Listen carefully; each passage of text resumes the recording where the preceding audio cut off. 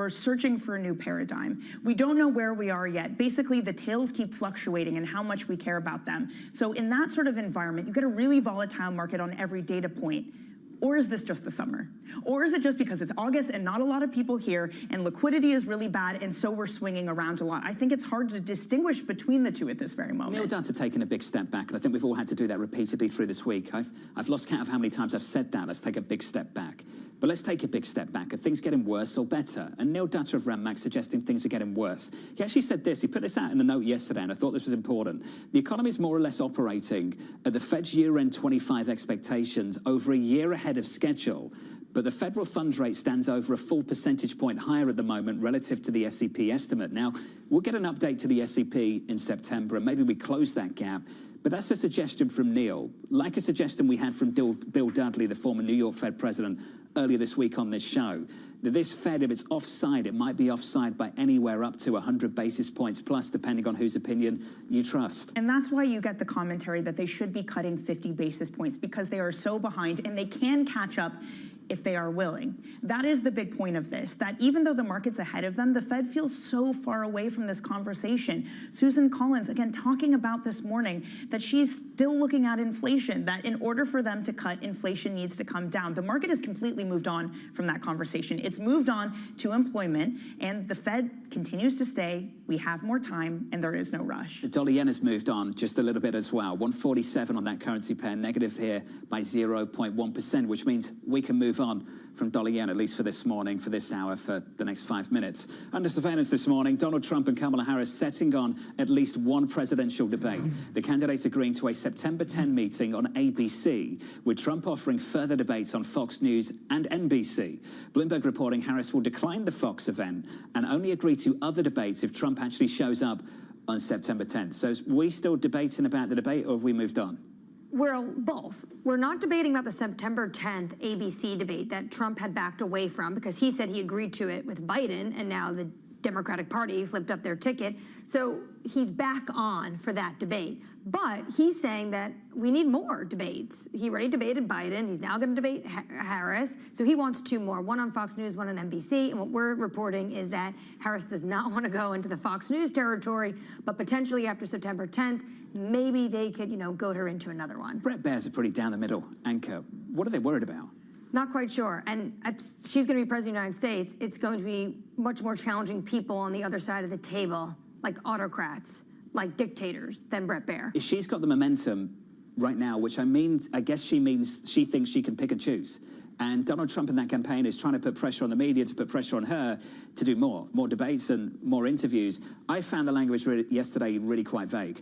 Have they agreed to an interview? Are they going to agree to an interview before the end of the month? Or are they just saying we'll schedule one before the end of the month, which could mean we get one after the end of the month? I think they can, what she said is they're going to be there. She told her team she wants to schedule something, get in the books before the end of the month. Does that mean the scheduling is being done before the end of the month, or the interview is being done before the end of the month? It was unclear to me. So clearly they are feeling some pressure, though, from the press corps, from the Republicans, like J.D. Vance going over to her press corps saying, why is she not answering any questions?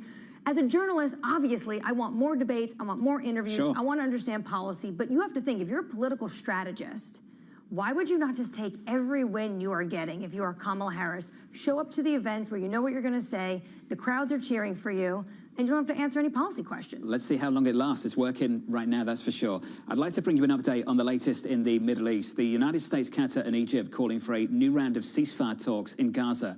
Israel saying it will send a delegation to the talks next week, while there was no response from Hamas. The US saying a deal is closer than ever, even as the region braces for an expected Iranian attack on Israel. And this is the problem for a lot of people like us from the outside looking in.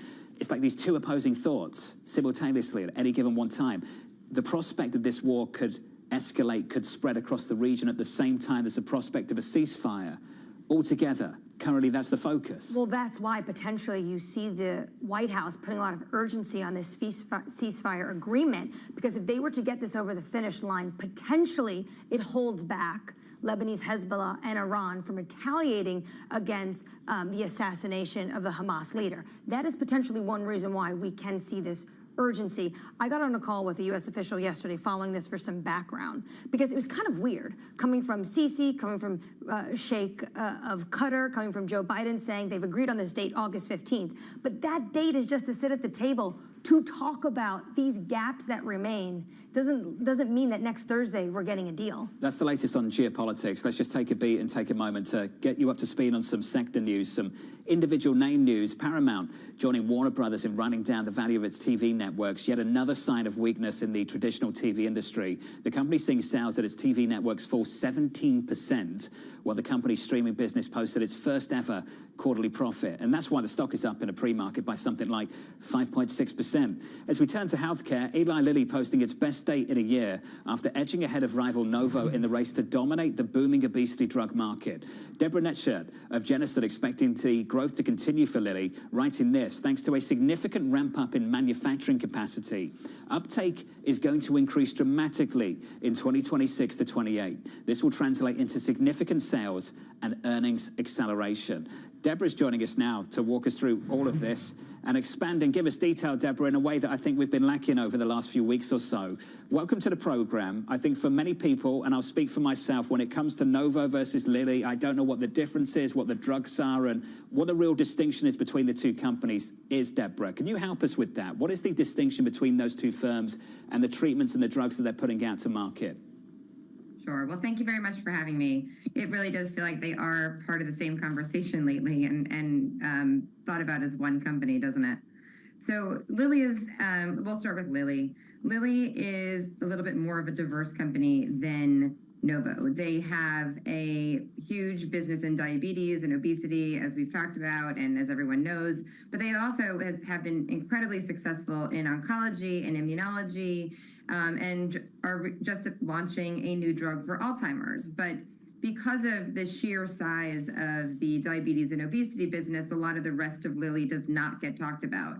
The main drugs for Lilly are Zepbound and Mounjaro. Zepbound is marketed for obesity, whereas Mounjaro is marketed for diabetes. Novo is a little bit more of a diabetes pure play. They've had a very long, tenure in diabetes with a big insulin business turning to the GLPs. They have Ozempic for diabetes. They have Rybelsus, and then they also have Wegovy, which is their obesity drug. Deborah, I want to understand the difference between those obesity drugs themselves. For example, one of the big criticisms of Novo was you have this drug that comes out and it allows people to lose weight, but you have a problem where people are losing muscle mass, that in a way they're almost becoming less healthy because of that. Who is at the forefront of addressing that issue? Well, I think the jury is out whether or not the muscle mass is really an issue right now. We need longer term data on obesity, which we don't yet have. I think the one thing that you should think about is we at Jennison really focus on the long term. And if you look at the long term data from diabetes, we're not seeing any adverse events related to this difference between muscle and fat loss. So I think we just need a little bit more time and a little bit more data to see whether or not this is a long-term issue with these drugs. And in the meantime, I mean, the adoption and even just the addressable market for these drugs, Deborah, is really big. Since the 1970s, the United States has had an uptrend in obesity rates. Are we about to witness a wholesale societal shift where for the first time really since the Great Depression that obesity rates are going to start to fall? It would be really great if we could see that, because there is such a large downstream effect of obesity on other body systems. One of the most interesting things about the GLPs is just the number of different diseases that they are having an impact on. So we've seen a positive cardiovascular risk reduction in morbidity and mortality. We've seen an impact on liver disease called MASH. We've seen positive impacts on sleep apnea. We've seen positive impacts on kidney disease and other types of cardiovascular diseases. So hopefully as time goes on and these GLPs are adopted, we'll see this downstream effect take place. I think the thing to focus on is since the obesity meds have come out, we've really been supply constrained. And both Lilly and Novo have made really positive strides on supply and are going to be exiting 2024 with significantly more supply than they've ever had before. there's been a ton of enthusiasm, but you say utilization isn't even close in terms of percentage of these drugs in the market. Where do you see this going in terms of percentage of, the next 5-10 years? I mean, significantly higher than we are now. We're really still only in the single digits when you think about obesity. So we have a long way to go. There's a lot of people, Deborah, as you know, trying to develop second derivative trades around this story. And I just wonder, for you and the team, what the process is that you go through to develop those kind of trades. I can tell you from our perspective on this program, we've had everyone from talking about the snack business all the way through to the airline business and talking about the savings on fuel costs, of all things, Deborah, if the average passenger loses some weight. How are you thinking about those second derivative trades? Well, when we think about the second derivative trades, we're really focused on looking at drugs that can actually move the puck forward, not really be similar to where we are now. The obesity market, we believe, is going to be incredibly different and segregated in lots of different ways in 10 to 15 years from now. And by that I mean there's going to be different types of drugs and different types of administration profiles and duration and timelines in which you take the drug for people that need to lose different amounts of weight. So there will be a lot more options. If you need to lose 25% of your body weight or 10% of your body weight, there's going to be a drug for you. There's also going to be a lot of combination drugs for patients who have comorbid conditions. So we're really paying attention to companies that are going to be able to move the puck forward and find a differentiation. The thing that's really interesting is even Lilly, when they were on their second quarter call yesterday, talking about the amount of R&D that they are doing, that Novo's doing. They haven't stopped with neither of these companies have stopped with developing drugs and R&D. They are still pedal to the metal to try to develop the next best thing. If you look at what's happened with supply and just the sheer number of clinical trials, a newcomer coming into this market is going to need to spend a significant amount of money on both R&D and manufacturing to really play. So it's not only about, can you develop a drug that has weight loss that is better? It's what else does this drug do? How is it different than what we have? Is it more tolerable? Is the administration profile more favorable? And then also, can you develop a really broad phase 3 program and afford to develop a really broad phase 3 program to demonstrate efficacy across as many diseases as both Lilly and Novo have and are continuing to? And then can you build manufacturing and scale it up and build supply to really be able to be a meaningful entrant in this market? Yeah, that's not easy at all. Deborah, appreciate your time. I'm pleased we got to make this happen. I have no doubt we'll be talking again soon. Deborah Netschert there of Jennison Associates. BMI is an imperfect measure of things. It's just height relative to weight. We all know that. Standard definition of obesity is a BMI over 30. More than a third of Americans have a BMI over 30. I think we know the addressable market here is absolutely massive. What I heard there at the end is how difficult it will be for others to compete. And when we talk about winners, particularly in places like AI, we're talking about a handful of names potentially. It feels the same way in this sector as well. That's literally exactly what I was thinking, that the innovation economy has gotten to which in the US, that the things we're trying to address take huge amounts of spend, take huge amounts of research. And I think if you're an investor, for example, looking at this market saying, how do I play this? How do I play innovation? You keep going to the same names. And there's a reason behind that. And it's in order to keep spending, you have to have the cash to do it. And if you're just a pull yourself up by your bootstrap startup, you can't do that anymore. It's why Novo quickly became the biggest company over in Europe. That's the latest on this front. Let's get you an update on stories elsewhere. With your Bloomberg Brief, here's Yahara Hackers. Hey, Yahara. Hi, John. Microsoft said a group of hackers linked to the Iranian government tried to breach email accounts of presidential campaign staffers as part of a wider effort to gain intelligence ahead of the U.S. election. The company revealing attackers linked to the Islamic Revolutionary Guard Corps used a compromised email address from a former political advisor in a phishing attempt on a high-ranking campaign official. It follows a warning from U.S. intelligence officials last month that Russia, China, and Iran were recruiting people in the U.S. to spread propaganda. Iran has denied that allegation. China has a new richest man as its thriving e-commerce sector continues to gain ground around the world. Temu founder CEO Helen Wang's net worth climbing to $48.6 billion, pulling ahead of bottled water mogul Zhang Shangshan. The 44-year-old's staggering rise has been fueled by China's changing shopping habits and what's been referred to as a trade loophole, allowing Temu's smaller packages to enter the U.S. duty-free. And U.S. track star Noah Lyles took bronze in the 200-meter before announcing he tested positive for coronavirus, ending his Olympic run. Team USA also making a comeback against Serbia in men's basketball. Steph Curry helped push the team to the gold medal game against France. As for the medal count, the U.S. continues to lead in gold medals and total medals, followed by China and Australia. That's your Bloomberg Brief. John? Massive game Saturday afternoon. Yahara, thanks for that. Up next on the program, the bullish case for bonds. The consensus positioning was for a bearish steepening. I look at it now and I wonder, where's all that gone? The next move in rates is unambiguously down. The question is how much? We'll get into that question up next from New York. This is Bloomberg TV.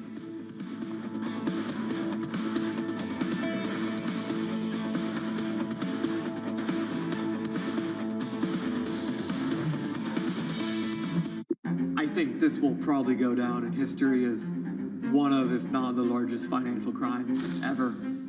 I cannot imagine a scenario where $8 billion just disappears.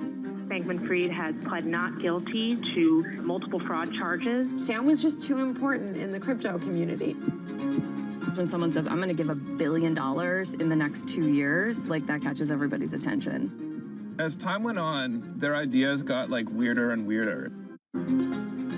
I don't think he even had almost a conception at some points that it was wrong or right. I think he just had the mentality that he has to win. This committee will not stop until we uncover the full truth behind the collapse of FTX. So, Mark. Are you in? I'm in. I'm in. We're in. Will this be the last of its kind? No. This is the nature of capitalism. Get over it. It's the world's second largest economy with a growing influence in global affairs. But geopolitical uncertainties, deflationary pressures, and questions about foreign investment linger. Bloomberg, the China Show, brings you the unmatched expertise you need to keep track of breaking news, in-depth market analysis, and the most influential newsmakers in and around China. Bloomberg, the China Show. Weekdays around the world, right here on Bloomberg. Context changes everything. Good morning. This is Bloomberg Surveillance. Welcome back to the opening trade.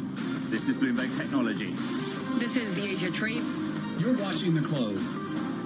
Welcome to Balance of Power. This is Bloomberg.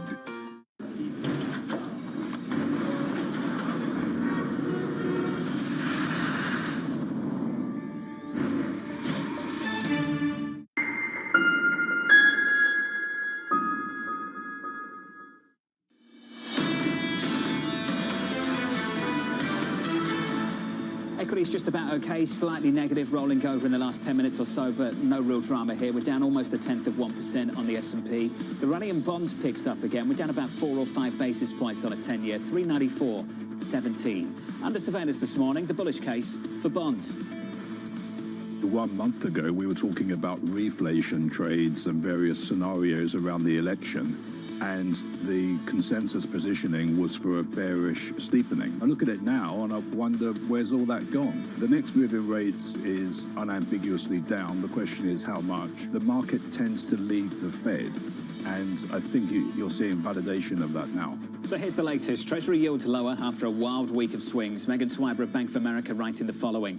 We revised lower our 10-year rates forecast from 4.25 to 3.75 by the end of the year and now expect a greater degree of curve steepening. Megan joins us now for more. So Megan, let's follow that and welcome to the program. If you're looking for the 10-year yield to drop, say, 20 basis points from where we are currently, where does that curve steepening come from? How much of a move are you looking for at the front end of the curve? So, John, when we look at how the curve evolves historically, when we get these much bigger steepening moves on the yield curve, it happens when we observe a notable uptick in the unemployment rate, when we're looking at scenarios around harder landing. So, indeed, we are looking at the curve to steepen, but we have to be very mindful here about what economic scenarios we're taking into account when thinking about the yield curve, because it is very much so hard landing, soft landing, no landing dependent. When I hear a 10-year yield is coming lower, and then I also hear steepening, I'm thinking, well, it must be coming from a bull steepener, right? You must be looking for an aggressive move at the front end.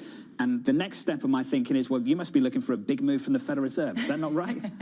Not exactly, John. So our house case at B of A is that the Fed will deliver 2 25 basis point cuts this year. So that is pretty well below what we see a lot of economists on the sell side calling for. And at some points this week, less than half of what we saw the market pricing in terms of the degree of cuts. So we can be looking at seeing the curve steepening evolve. But what we're going to see a challenging environment for right now as well is thinking about the supply picture at the back end of the curve. Deficits are really only going one way. So a lot of the curve steepening that we're anticipating is not so much coming from the bull case for rates notably falling, but seeing more of the steepening pressure coming from the 10s, 30s part of the yield curve. Interesting.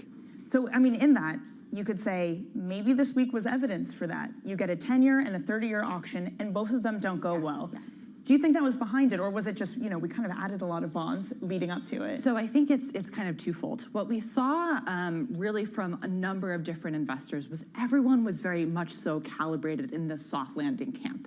And what's involved in that is looking at trading 10s within this range of 450. The data that we got last week, the payrolls data, generally the more sentiment data pointing to this picture of maybe there are some risks here around the soft landing, caused a pretty decent bid for duration. So people came into the market and said, well, maybe this 4% level is not the low that we can get on 10s. Perhaps we can see duration really outperform more so. So we had a very strong flight to treasuries, the global risk-free asset class, the end of this week and the end of last week and start of this week. And we saw a little bit of a lightening up, I think, in terms of that conviction and duration on some of the more positive data that we're seeing come in. A bit of a whiplash here for rates markets. Okay, so when does the supply picture come back in then? When do we start worrying, and when do we get more auctions like we did this week? So this is the tricky dynamic here, right? When we have greater conviction in the harder landing outcome, there's no absence of demand for Treasury securities. As I mentioned, right, Treasuries play this incredibly important risk-off role in portfolio allocation. When we're thinking traditionally about what insulates us from large equity drawdowns, it's nominal Treasury rates, right? But if we now settle into more of this soft landing probability, that demand becomes a lot more conditional on the yield levels that we're thinking about. And the very important question there, too, is what rate level is the Fed going to cut to at the end of the day? We had the market pricing Fed getting to below 3% this week. That's well below what we're expecting from our house call at B of A. Can we sit on supply just a little bit longer? Please. We have noticed this shift since last November to a lot of T-bills. Yes. What's your expectation now for what issuance will look like, where they'll sit across the curve, where they'll push all that issuance out in the next 18 months or so at Treasury? So we heard refunding that Treasury is now thinking about considering this higher bill share going forward. So TBAC, which is the group that advises Treasury on its issuance strategy, had previously been saying, Treasury, you want to target between 15 and 20% of bills. But what we've seen, and you talk to retail investors, you talk to a variety of different clients, everyone wants to still be in bills. Everyone has increased their bill holding share. We still see very strong inflows into money market mutual funds, and why wouldn't you? Because that's the point in the yield curve that is still yielding the highest. So Treasury right now has recalibrated this. TBAC has said, look, we can see this bill share remaining above 20%. So on a go-forward basis, Treasury is saying, well, bills are elevated right now versus what we've been looking at relative to longer-term history, but they have an appetite to keep that bill share higher. That doesn't mean that they're not going to grow coupon supply again at some time, right? We are absolutely seeing expectations for deficits come up through fiscal year 2026. Certainly election risks around deficits coming in even higher. But right now, Treasury is saying we're going to be tactical with our issuance strategy. We don't want to oversupply the duration component. Just before you go, so I've got this number in mind for next time. Where do you see the 30-year yield in the next 12 months? So we do see 30-year yields relatively range-bound to what we're looking for. So it really is, John, more of this story for greater potential and appetite for the rest of the yield curve to rally relative to the 30-year part of the curve. Generally because that's where we're going to see the greatest demand for duration coming from. To buy the 30-year part of the curve, you really are thinking about pensions, much longer-term investors. And we have this interesting thing in the rates market where when yields go down, the funded status of a lot of these pensions also go down, and they don't have that same appetite to buy longer-term duration. Megan, this was awesome. So range band at the longer end, everything else rallies a little bit, steeper curve. Exactly. Perfect. Megan Swiper at Bank of America. If only it was that easy, of course, but that's the expectation. Coming up, Binky Chana of Deutsche Bank, George Ferguson of Bloomberg Intelligence, David Miracle of Goldman Sachs, and Dirk Weiler of Citi. All of that still to come. The third hour of Bloomberg Surveillance up next.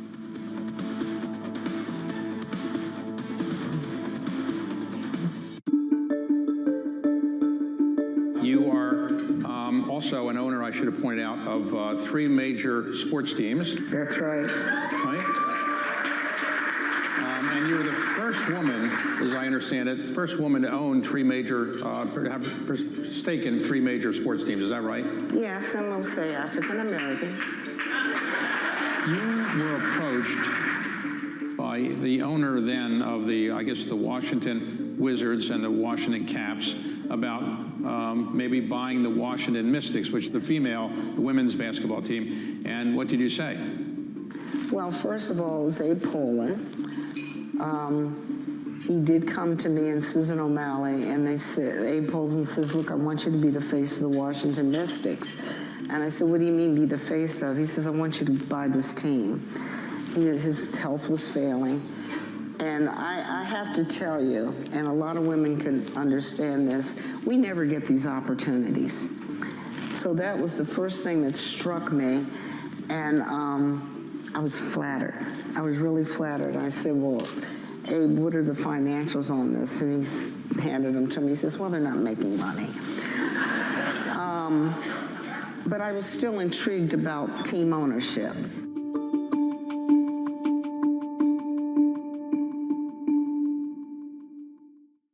Welcome to the world of decentralized finance. With a surge in Bitcoin, you have crypto stocks also surging. Bloomberg's covering all things crypto, the people, This is a political attack, and we must hold our elected officials accountable. the transactions, Really a record-breaking moment. Bitcoin is the exit strategy. and the technology. Awareness is going to grow, and these things grow the overall industry. Crypto as an asset class is here to stay. Bloomberg Crypto, only on Bloomberg. The top names in global leadership are on Bloomberg. We are 40 million. We're a big country, and we really depend on the aid from the world. And we depend on the aid and the position and the stance of the US. So I would like to understand, what would it mean to finish war fast? If Trump knows how to end this war, he should tell us today. Because if there are risks to Ukraine's independence, if there are risks that we will lose the statehood, we want to be prepared for this. We want to understand whether in November we will have the powerful support of the US or we'll be all alone. Only our lives are at stake here, and nobody can just trade our lives. Nobody covers the top global leaders like Bloomberg Television and Radio. From our studios in New York and San Francisco, our expert hosts have the data and analysis about the companies you know and the startups to watch, plus the interviews you don't want to miss.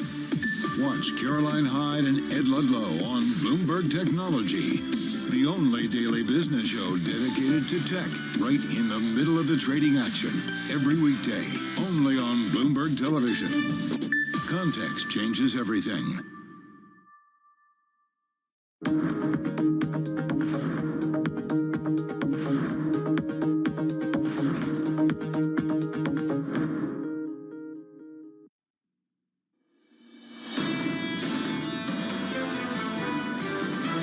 The economy and the jobs market and the risk landscape is not exactly the same as it was several weeks ago. The labour market deterioration, if it continues, well, then that could feed and create a downward spiral. We think the Fed right now is pretty far behind. It's at a very restrictive level right now. They are ridiculously behind the curve, irrespective of what the capital markets are doing. The market finally woke up to the fact that more aggressive rate cuts will come with a weakening economy. This is Bloomberg Surveillance with Jonathan Farrell, Lisa Abramowitz, and Anne-Marie Hordern.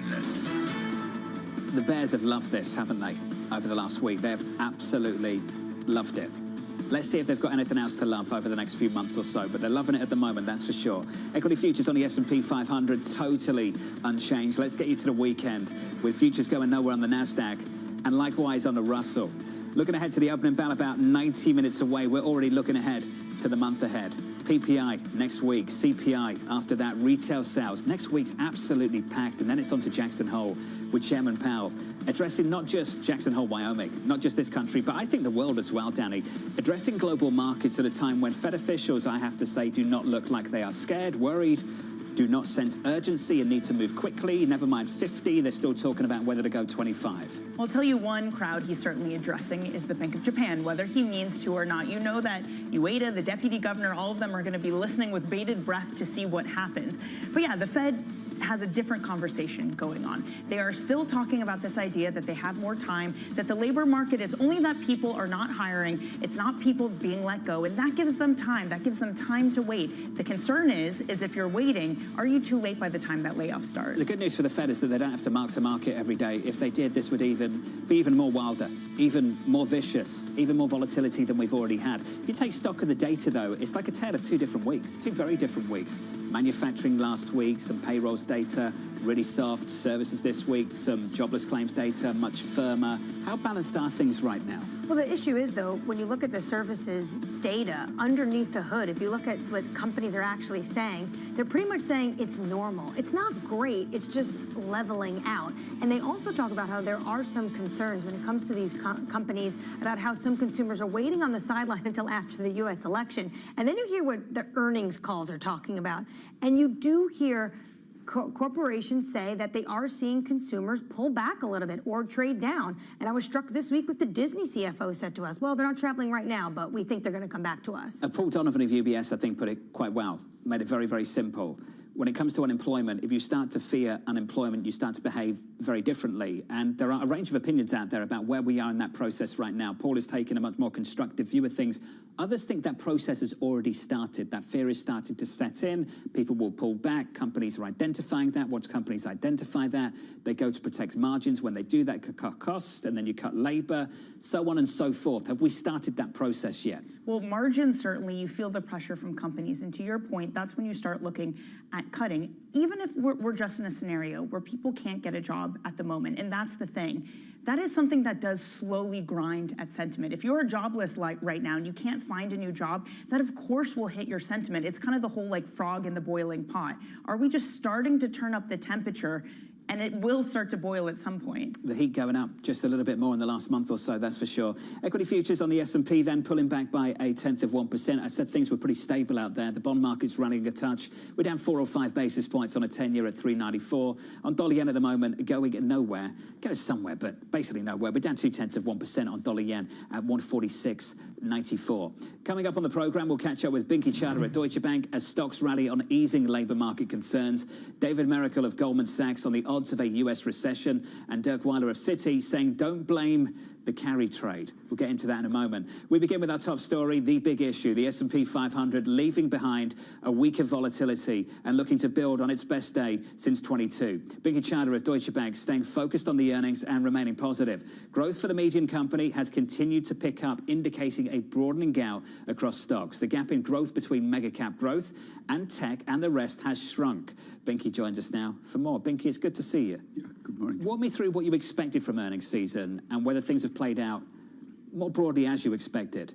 Yeah, I'd say on the S&P 500, a little bit weaker than we expected, but you know, what we expected is not always the most important thing. If you look at it from quarter to quarter, we've gone basically from an 11.5% year-on-year growth rate in the first quarter to 11%. So, I mean, earnings, you know, are volatile. Things don't move in straight lines. So I would say overall, you know, growth momentum is basically hanging in. And, you know, one thing to keep in mind about that 11% is that it's actually, it's average growth outside of recession. So it's neither high nor low is the way that I would put it. I would say much more important is basically what's been happening under the hood. Yep. So coming into earnings, we have an equity market that is basically positioned very, very long, coming entirely from overweight positioning in mega cap growth and tech, and average or below average, which means underweight positioning in the rest of the S&P 500. Now, positioning tends to follow and tends to align basically with earnings. And if you look at positioning for the mega cap growth in tech stocks, market was essentially positioned for rip-roaring earnings growth to continue. So keep in mind that the fourth quarter of last year, we had 40% growth. First quarter, we had 39% growth. So the market's really positioned for that to continue, if not accelerate. And we and the bottom-up consensus has been basically looking for a slowing in growth.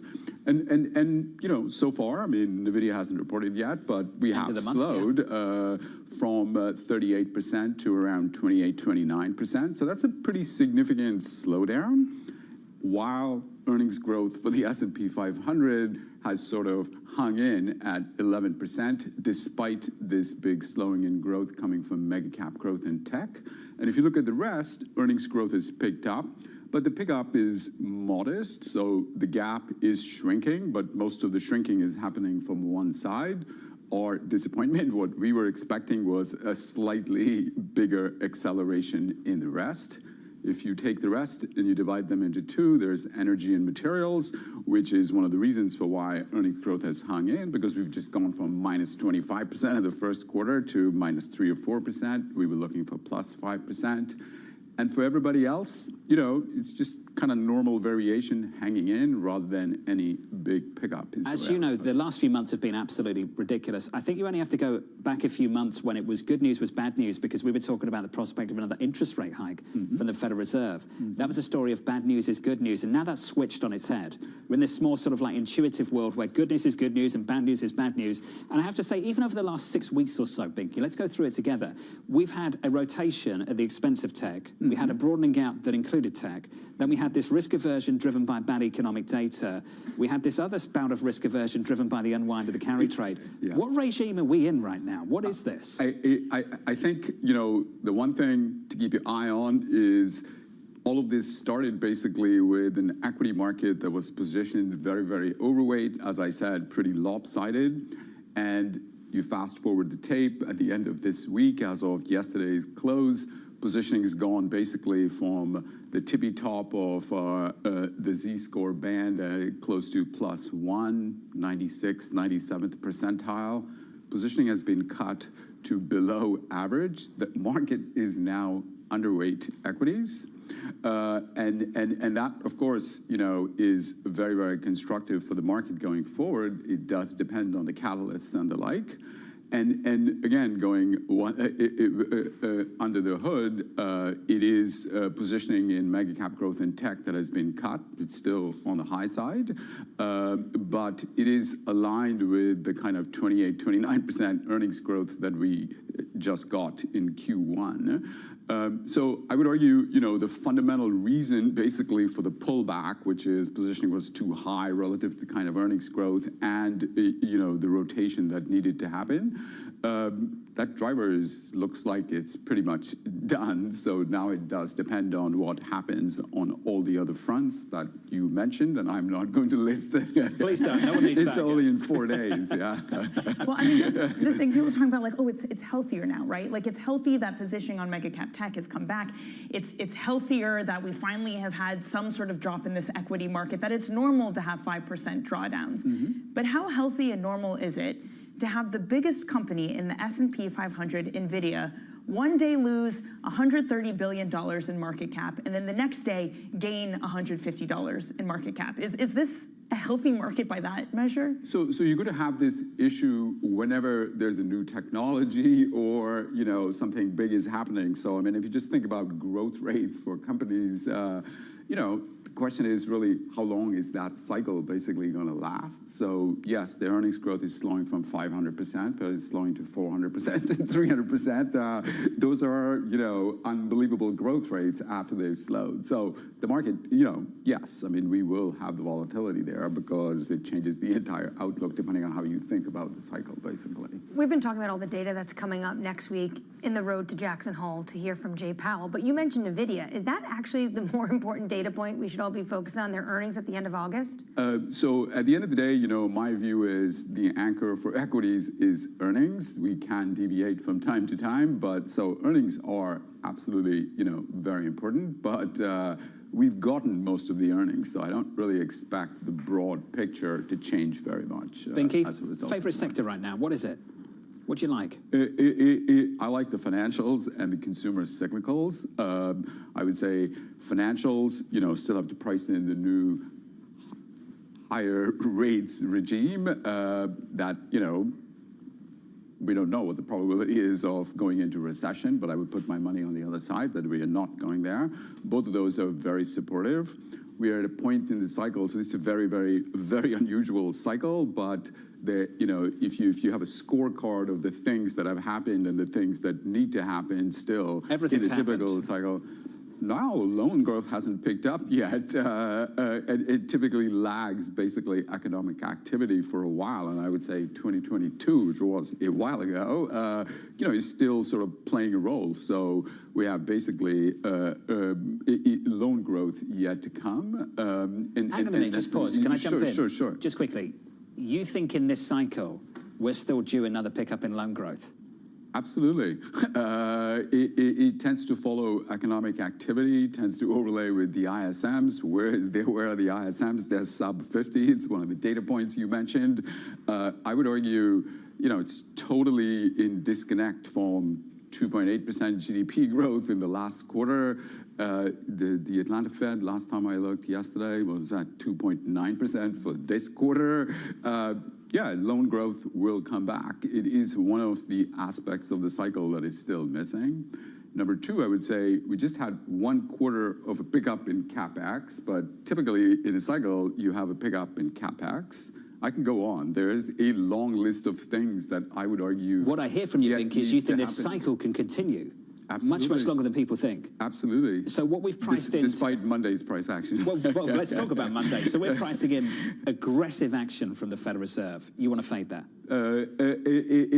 Yeah, I would fade that. And in my outlook for equities, it does not figure prominently, what the Fed does, one way or the other. What's the price target now in the S&P for you, year-end? We had a range coming into the year. We picked the top of the range is 5,500. We are still there. I think it's very possible that the S&P goes higher, basically. Year-end is a point in time. I would say we are still, in the midst, basically, of a pullback. If you think about the calendar, we have the presidential election coming up. The market tends to focus a month before, so that would be the first week of October relative to a typical first week of November election. We have, though, an important, and the equity market pulls back by 4 to 5% typically. Now, things have changed. We have early voting starting in a month, so, does that change basically the issue? And of course, we have, severe geopolitical risks in the Middle East, I would say, that we need to be watchful about. But both the election and geopolitical risks, the question is, are they going to alter the business cycle? And it is only altering the business cycle that would alter basically the path of equities. If you look historically, neither has done that most of the time. A bullish take for you going into the weekend. Binky, it's good to see you. Thank you, sir. Thank you. Thank you. Binky Chanda there of Deutsche Bank. Futures just a little softer here. We're down 0.2%. The opening bow just around a corner. Let's take the opportunity. Let's take a beat and get you an update on stories elsewhere with your Bloomberg brief. Here's Yahara Hackers. Hey, Yahara. Hi, John. Donald Trump and Kamala Harris appear to settle on at least one presidential debate, with both candidates agreeing to meet on September 10th in a debate hosted by ABC. Trump said he had also agreed to debates on Fox News and NBC, and according to an anonymous campaign official Bloomberg spoke to, Harris will not agree to the Fox News debate and will only agree to future debates if Trump shows up to the ABC one. Paramount Global saying it will cut about 15% of its workforce, amounting to about 2,000 jobs, as it prepares for its merger with Skydance Media, the parent company of Nickelodeon and MTV, reporting earnings that beat Wall Street estimates yesterday after the bell, after its streaming division, like Disney, swung to its first ever quarterly profit. But like Warner Brothers Discovery, Paramount took a second quarter impairment charge of $5.98 billion on its cable networks, marking another sign yet of weakness in traditional TV. And a large majority of economists see only a quarter-point decrease in interest rates coming in September. That's according to a Bloomberg survey. The finding is at odds with calls from some of Wall Street's biggest banks for a jumbo cut at the next Fed meeting. Nearly 4/5 of respondents predict the central bank will trim rates to a range of 5% to 5.25% at its September 18th decision, with most of the rest predicting a larger reduction. Fed officials have pushed back on the need for aggressive actions. That's your Bloomberg Brief. John? Yahara, thank you. We'll hear from Yahara one more time again in about 30 minutes' time. Up next on the programme, we'll get you some morning calls as we count you down to the opening bell, about 1 hour and 14 minutes away. And we'll catch up with Bloomberg's George Ferguson as the new CEO of Boeing walks the production floor. That conversation up next.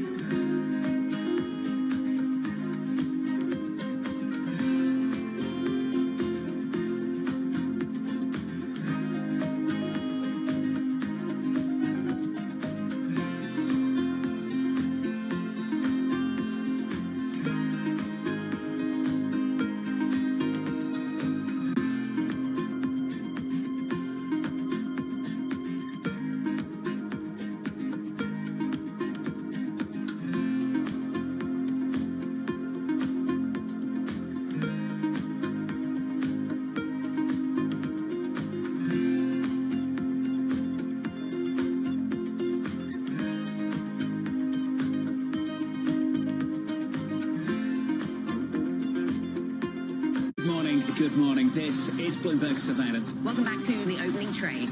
This is Bloomberg Technology. This is the Asia Trade. You're watching the close. Welcome to Balance of Power. This is Bloomberg. Access the financial world on demand. Hear from leading economists, policymakers, and industry experts via live and on-demand webinars, only from Bloomberg. Start exploring to see what's moving the markets. Visit Bloomberg.com/webinars. Bloomberg covers the world with unmatched reach and resources. From more than 120 countries, the moment news breaks, 24 hours a day. Bloomberg, context changes everything.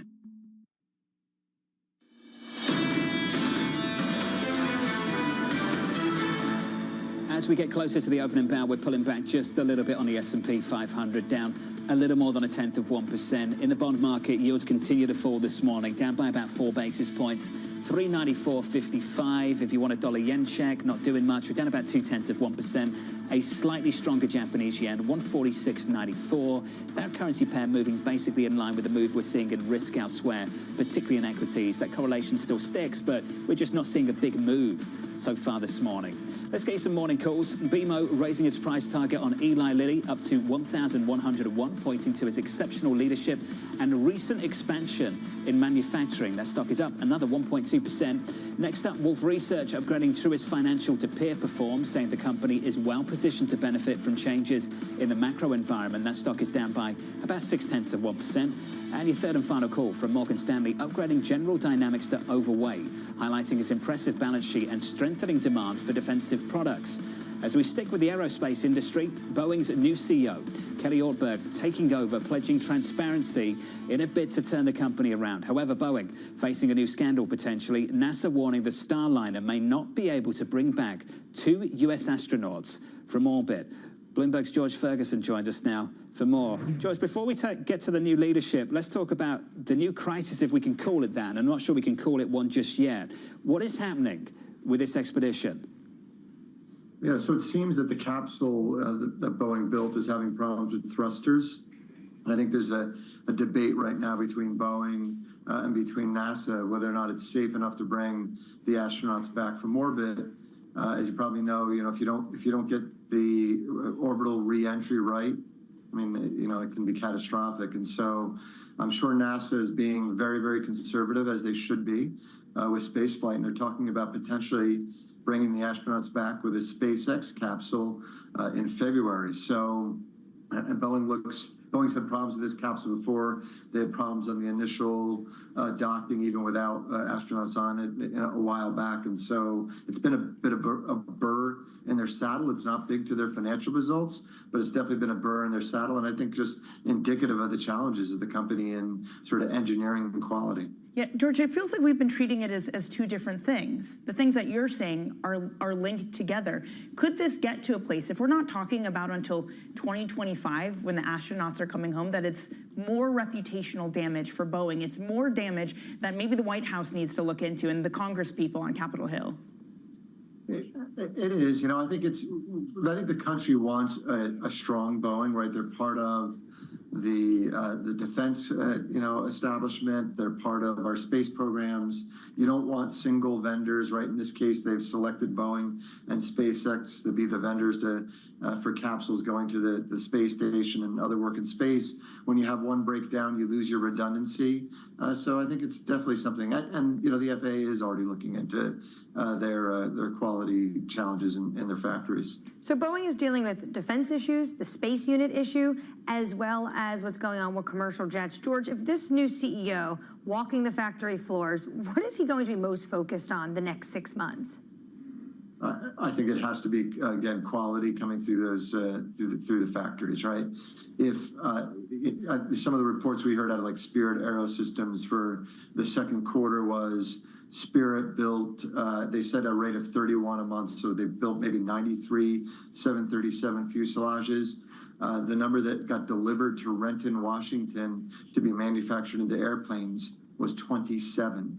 That rate is horrible, right? And so that's Spirit Aerosystems, but that's going to become part and parcel of Boeing, and that's part of the problem they've been having. It's really about improving quality in their factories. I think that's number one, so that they can start to up throughput, improve cash flow, improve their perception of quality with their customers. And I think it's getting back to a strong engineering culture, which I think is indicative of what you have here with the capsule. Absolutely massive challenge ahead of them, that's for sure. The stock is just about positive in early trading. George, appreciate your time this morning, sir.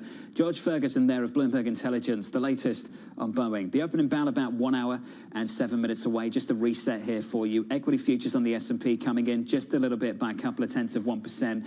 Lots of takes on Wall Street over the last week or so. This came in from Michael Hartnett of Bank of America this morning. Wall Street, painfully, he says, has now stopped BOJ hikes. Wall Street's next goal appears to be bossing the Fed into big interest rate cuts. Real rates for small businesses are too high. Big cuts are needed to avert a hard landing. Buy the assets, Danny, strangled by 5% yields that breathe more easily, with yields at 3 to 4%. The call from B of A. But he continues to go on to talk about this idea that maybe we're not fully done with this thing yet, that maybe there is more pain to come. And talking about the market bullying the Fed, again, I come back to this interlink between U.S. stocks and the Bank of Japan, and even what we're seeing today. And I can't help but wonder if we have this kind of backwards, this idea that it was the yen appreciation that essentially set off U.S. stocks. The carry trade, by some degree, is just a low volatility trade. So what if we are in this new environment where every time you see volatility in the stock market, it scares people out of the carry trade? So we could be, every time you see the VIX spike up, you see some problem with the yen, and it's kind of a new weird reality we might have to contend with. JP Morgan also coming out with a note saying that stocks remain more at risk for severe declines because the Fed is just not showing that urgency. And they say this, I think we all know this, stocks don't just go up, but They say equities are no longer a one-way upside trade, instead increasingly a two-sided debate on growth and downside risk. And that's really been the point of this week. We've definitely seen some two-way risk, that's for sure, over the last couple of weeks. Up next on the programme, we'll catch up with David Miracle of Goldman Sachs. We'll speak to Dirk Willer of Citi. Goldman coming out over the weekend and really pouring freezing cold water over the prospect of a 50 basis point interest rate cut in September. So we'll get into the reasons why. For Dirk over at Citi, you'll like this, Danny. We do not think that the carry trade unwind was a major reason for the US equity market swoon. He points to other reasons. Yeah, I'm so looking forward to this. He says, look, it's about the economy. It's about the U.S. economy, and that's the issue that we've seen that equity markets play out. But I mean, did we just, again, get ourselves tied up in psychology that we think they're linked, so they will be linked? Yeah, and that's kind of how the week's played out, particularly around the Japanese yen. We'll pick up on that story in just a moment. The view on the economy from Goldman Sachs, the view on the market from Citi, all of that still to come from New York City. You're watching Bloomberg Surveillance.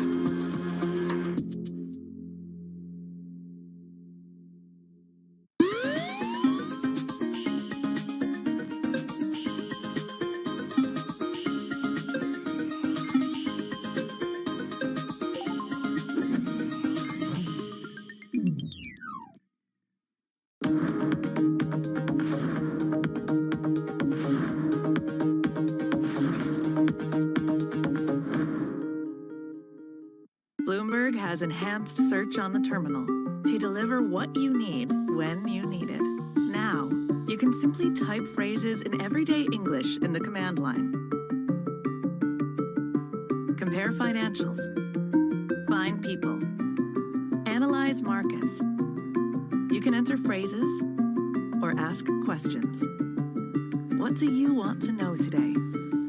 Ask a question or visit SearchGo to find answers now.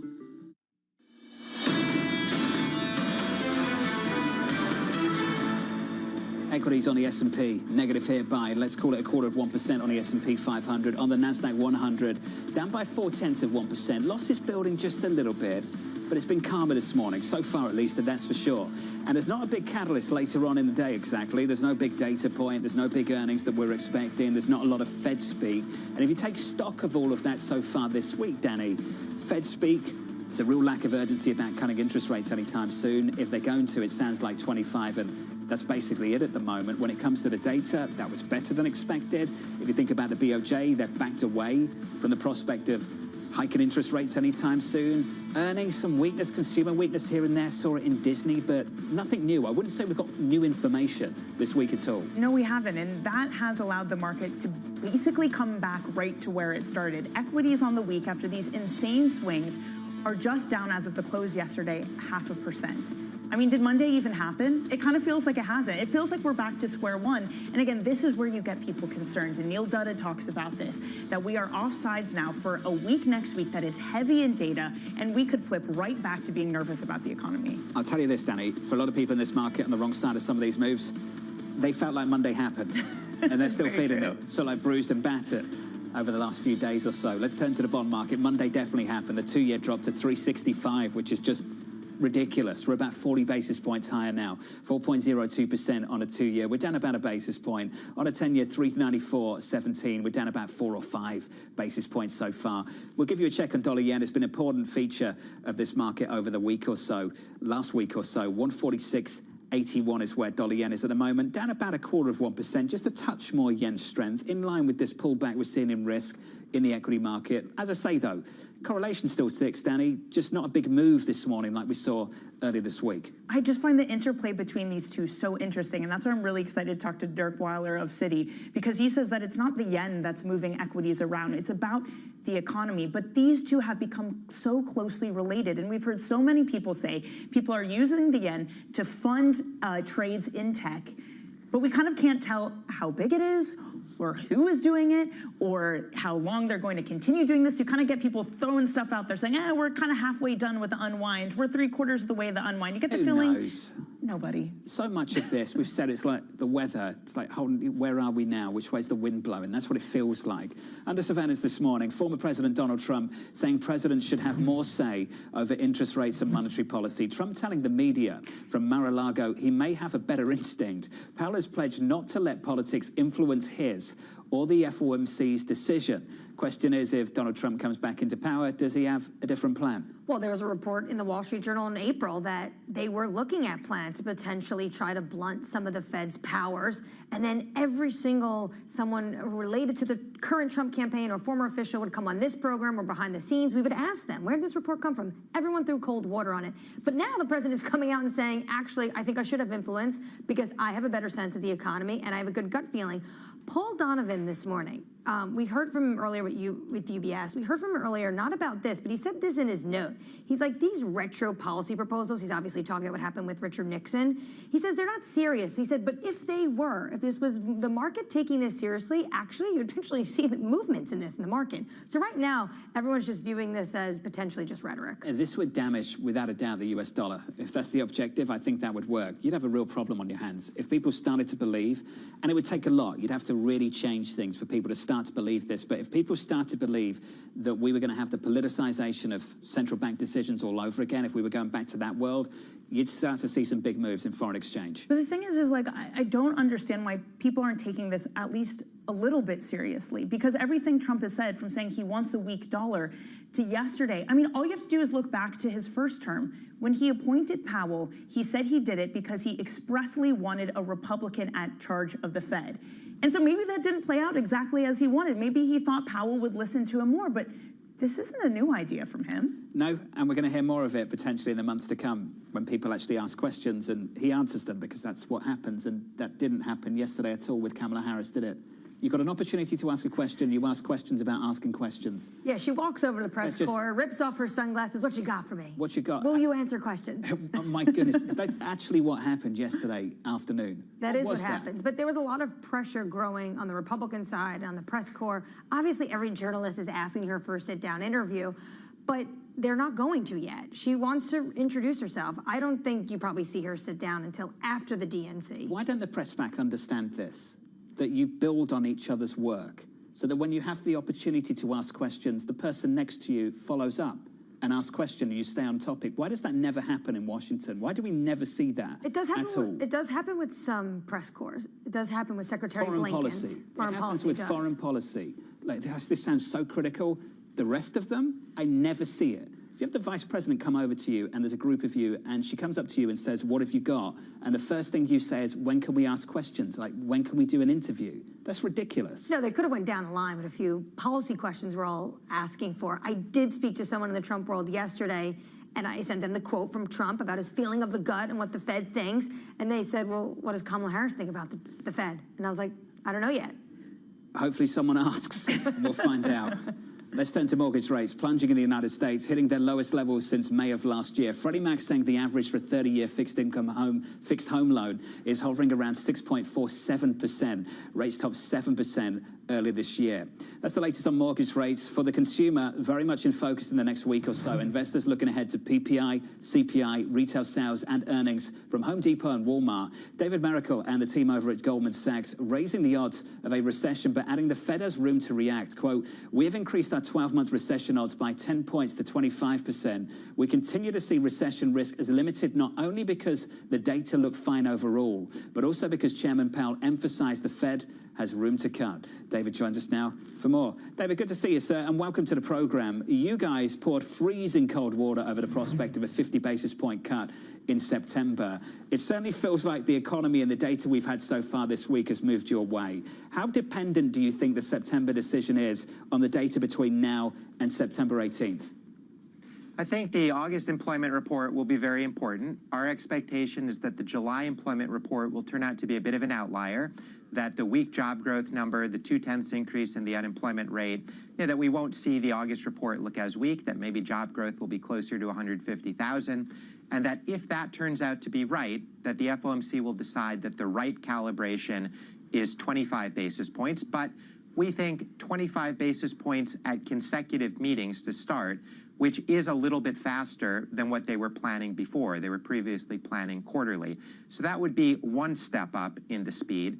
To get 2 steps up in the speed to 50 basis points, I think you would need to see worse data than we've seen so far. Historically, the Fed has only done more drastic things like intermeeting cuts or 50 or 75 basis point cuts when there was either some sort of crisis going on or when jobless claims were much, much higher than they were today. So that in both cases, you felt like you needed to act aggressively right now in order to stop things from getting worse rapidly. I just don't think we're there right now. David, that's the path. How have your thoughts evolved about the destination? What do you think the end point is for interest rates?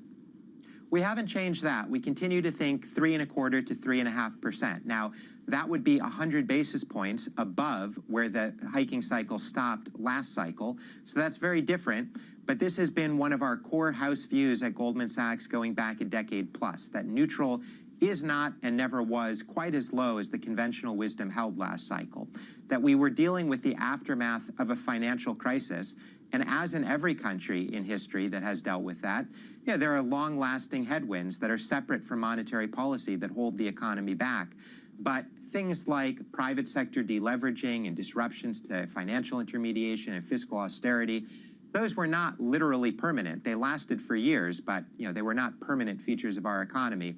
And I think now we're learning that it's not been as devastating to have these higher interest rates as many people thought coming into this hiking cycle. And so I think gradually over the course of its framework review, the FOMC will discuss these issues. And my guess is they'll wind up being content with stopping higher than they stopped last time. So David, what changed for you after the Friday jobs report? We certainly see the outcome of it, that not a huge recession risk, but still you upped it to 25.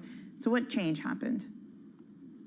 The main thing that I took from the employment report is now from the labor market report is now the unemployment rate is up enough that it didn't feel right to say that the 12-month recession odds are just the historical unconditional average of 15%. That's where we had been for about the last year. Last fall in 2023, we went down to 15% because we felt like the inflation scare is behind us, the regional bank scare is behind us. Of course, there are always things that can go wrong, but I didn't really see any risk that looked particularly elevated. Now we thought it's not quite fair to go that far, so we bumped them up a little bit, but we are very much still on the optimistic end of this debate. Our 25% odds are lower than consensus, lower than I would perceive investor sentiment to be, and our growth forecast for the year at 2.3% Q4 and Q4 is still very much above consensus. The Fed is still optimistic at this point too, David. All you need to do is look at Barkin yesterday saying we have more time and layoffs aren't happening. Instead, it's just a slowdown in hiring. Is he right? Do they have still a lot more time? I think it's very difficult at the moment to disentangle labor demand and labor supply. I think what we know is we had a huge immigration surge that peaked in the back half of 2023. So at some level, job growth should have gone up and it should be coming down. We simply don't have enough workers entering the labor force every month to create the 250,000 jobs a month we created in 2023. So I think that is a lot of it, but in fairness, it is difficult to know in real time what is too weak of demand, what is just kind of the natural decline in supply, especially given all of the uncertainty about the level of immigration. So I would agree, right now, things don't look so problematic to me that I think they need to be aggressive. But what I would say is they ought to be, and I think they will, erring on the side of caution if we do get additional negative data. I'm not really concerned at all about inflation staying too high. And so if there is a concern about the labor market, if we do get a weaker August employment report than I anticipate, then I think they probably should and probably would be more aggressive. David, good to catch up with you. Appreciate it. David Miracle there of Goldman Sachs on the latest, their view on monetary policy from the Federal Reserve, looking for 25 basis points, 25 basis point cut from the Federal Reserve in September. Here's a take for you. We do not think that the carry trade unwind was a major reason for the US equity market swoon. The words of Dirk Willer, the global head of macro asset allocation over at Citi, and Dirk joins us now for more. Dirk, wonderful to get into this with you. If it wasn't that, what was it? Yeah, no, very good question. But I think often, you're supposed to go with sort of Occam's razor theory, right? You look for the most simple explanation. And I think the most simple explanation is everyone was in the soft landing camp until Friday. On Friday, the NFP hit. People were questioning that belief, thinking, well, maybe it is a hard landing after all. Well, if that happens, you do two things, right? You sell equities, or at least you reduce equity risk to some extent. And at the same time, because US rates are falling, dollar yen goes straight down. I mean, that's the strongest correlation we have in markets for a long, long time. That dollar yen is mostly driven by US rates. So you quickly get to both of these effects as two big consensus trades, right? The carry trade and the equity trade, both being consensus trades, being undermined by a point of US data. And that's in the end caused both of these things. So I think that is the most simple explanation, the most likely explanation. Now, what I would say is the yen move certainly had something to do with the sell-off in Japanese stocks. I mean, that is, I think, quite clear, because the main reason for Japanese stocks outperformance is really a higher dollar yen. So if you question that assumption, you also question Japanese outperformance, and that had an impact. But on the S&P, I think it's an old-fashioned case of worries about hard landing going up. So if the dog is the growth scare and the tail is dollar yen, I've got to ask you whether the tail starts wagging the dog a little bit here, Dirk, and whether enough people now just believe dollar yen is that important for risk appetite in America. Is that the current regime? And certainly there were lots and lots of questions about the yen, about the carry trade from equity investors. If you talk to FX investors, they think it's really unlikely that FX is wagging the sort of global equity markets, while equity guys are very open to the idea. So it's certainly the case that the focus on dollar yen has increased a lot.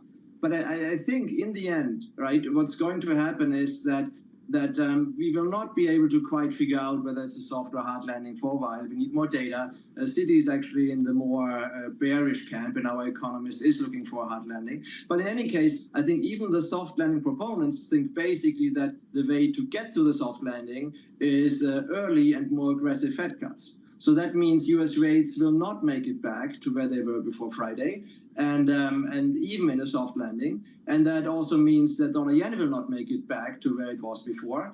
And so I think we just have to get used to the fact that, yes, we have a very different handle now for dollar yen, and the yen could stabilize around here, but will not move higher again in dollar yen terms. And that's how it is. And I think markets will move on from the focus on dollar yen over time. Dirk, I really feel like you should have gotten over to Japan and talked to the BOJ, because I think they could have had this talking to, because I think they thought it was squarely in their hands. Hence, you have the deputy governor come out and say, we're not going to move when markets are volatile. I know it's a whiles away, but does that mean when we get to September 20th, the BOJ has a decision, we shouldn't be worried of this happening all over again if they hike rates? I do think historically dollar yen depends more on US rates than on Japanese rates, and the reason is that US rates are a lot more volatile. And so if you think dollar yen is driven by the difference between Japanese and US rates, it's usually US rates that are in the driver's seat. Now, if you get these BOJ hikes, then clearly they take precedent for a few days. And clearly the BOJ hike mattered a lot for dollar yen, and it mattered a lot for Japanese equities. So that is true. I mean, I would think that the hurdle for Japan to go again has really increased very considerably, and that's for two reasons. One, the issue is that we get more Fed cuts than we were thinking, at least in Citi's view, and earlier Fed cuts. And that means dollar rates will remain very well behaved, and that means dollar yen will not be a problem for the BOJ anymore. And dollar yen is extremely important for inflation in Japan. It really is one of the major contributors. And if that is not a worry anymore, just fundamentally the BOJ will be not under that much pressure to move. Don't forget, they also move partly because of political pressure where the weak yen became an issue for the government. So that is all gone. And that is important. The second issue is, of course, that there is some blame that will be passed around, and you know that if your equity market in Japan crashes, sort of the moment you hike rates, you'll think twice before you do it again. So and we had these comments, as you mentioned, that were along those lines. So I think the BOJ will be very, very careful going forward. Historically, they were never able to hike again when the Fed was in an easing cycle. And so I do think, obviously, we still debate whether it's a U.S. hard landing or U.S. soft landing. In a U.S. hard landing, the BOJ will probably not get another hike in. In a soft landing, it's more debatable, but they will be very, very careful going forward. Citi does, though, think that there's one trade that potentially could be squeezed by the unwind in global carry, and that's the yuan. Where are we with that unwinding? That's a very good question, because if we look at our flow data to try and understand how much of the carry trade has been unbound, which is, of course, a key question, certainly for FX investors, then what you find is the high yielders, which are the long side of the carry trade, meaning your Mexicos and your Brazils and so forth, they have been cleaned up tremendously already. And that started to happen in June, right after the Mexican election. So that is not a concern anymore at this stage. Now, on the funding side of the carry trade, meaning mostly Asian currencies, the cleanup has been much less far advanced. On the contrary, people really added to that trade even after the Mexican election. So interestingly enough, I don't think FX investors were very much positioned for a higher dollar yen. I think that was already pared back very significantly after the interventions and after US rates started to change direction. However, to be long dollar CNH has been probably the most popular trade in FX on the long dollar side. And the reasons, of course, that it was a combination of carry plus a Trump trade. And both of these things have become, of course, somewhat more shaky. The carry unwind after the yen move, and on top of that, Trump's probabilities having come down as well. And there we still see very meaningful positions. We still think that going into the election, once the election trade comes back, which it has sort of disappeared from investor conversations almost for a little while, given what was going on. But once the election trade comes back, people will again be very happy having long dollar CNH positions, and CNH should weaken into the US election. But positioning remains an overhang and might have to clean up further first. Hey, Dirk, enjoyed this. Let's do it again soon. Dirk Willer there of Citi. So is it the dog or the tail? Where are we at? Did we agree on all this? Like, I feel like it's not even an animal. It's just this like messy ball of things like rolling around, impacting himself. An identified object. An unidentified object. You know, the moves from the BOJ didn't cause the market moves, but the market moves are impacting the BOJ. Got it. And so if that's where we are, I think. Okay, well, basically, because the market moved, the BOJ can't act, right? And we were saying, okay, like the BOJ has a really small window. They can't move when the Fed is easing. From what I'm hearing from there, that window never existed. Like the BOJ could never go because as long as we think there's a chance of a recession, sorry, BOJ, you can't hike because this is what happens. And can the Federal Reserve cut? Because if the Federal Reserve cuts, then we just exacerbate the pain in dollar yen. You know, you exacerbate the pain in dollar yen, and then equities sell off, and then it's more restrictive. I don't get it. See, it's a mess. It's not an animal. It's a crazy, Amoeba. weird. Yeah, it's an amoeba. Perfect. An unidentified mess. Let's get you an update on stories elsewhere this morning with your Bloomberg Brief. Here's Yahara Heckes. Hey, Yahara. Hi, John. The U.S., Qatar, and Egypt are calling for a new round of ceasefire talks, the latest effort from the Biden administration to end the war in Gaza. Israel said it will send a delegation to the talks scheduled for next week, while Hamas did not respond. U.S. officials now say a deal is closer than ever, even as the region braces for an expected Iranian attack on Israel. The Federal Reserve could soon begin easing interest rates if inflation continues on its downward path, according to Boston Fed President Susan Collins. In an interview with the Providence Journal, she added that the U.S. labor market remains strong even though the latest jobs report came in softer than expected.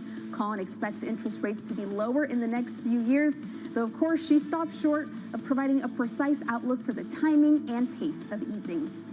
And Michael Hartnett of Bank of America says volatility in global financial markets has yet to reach the levels that would signal worries about a hard landing. He wrote in a note that while investor feedback is frazzled, expectations of Fed rate cuts mean that a preference for stocks over bonds hasn't been ended by the market rout. Hartnett has taken a more neutral tone on stocks this year after remaining bearish through a rally in 2023. That's your Bloomberg Brief. John? Yahara, thank you. Thanks for this morning and have a great weekend. Up next on the programme, setting you up for today and a sneak peek of next week from New York. You're watching Bloomberg TV.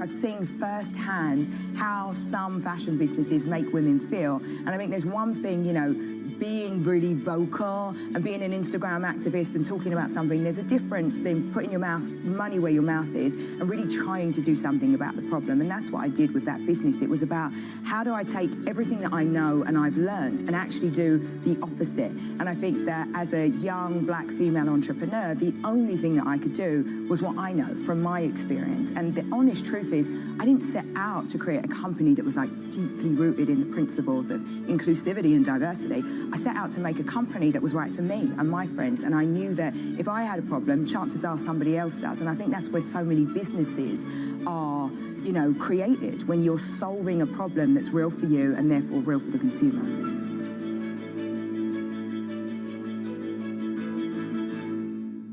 It's the world's second largest economy with a growing influence in global affairs. But geopolitical uncertainties, deflationary pressures, and questions about foreign investment linger. Bloomberg, the China Show, brings you the unmatched expertise you need to keep track of breaking news, in-depth market analysis, and the most influential newsmakers in and around China. Bloomberg, the China Show. Weekdays around the world right here on Bloomberg. Context changes everything. Middle East and Africa. Vibrant resources and high-yield investment opportunities abound. Join me on Horizons Middle East and Africa for the stories, newsmakers, and insight from this exciting region. Now weekdays, only on Bloomberg. U.S. jobs numbers are released. Bloomberg has the report under surveillance with crucial data and expert analysis at terminal speed. Nobody covers jobs day like Bloomberg.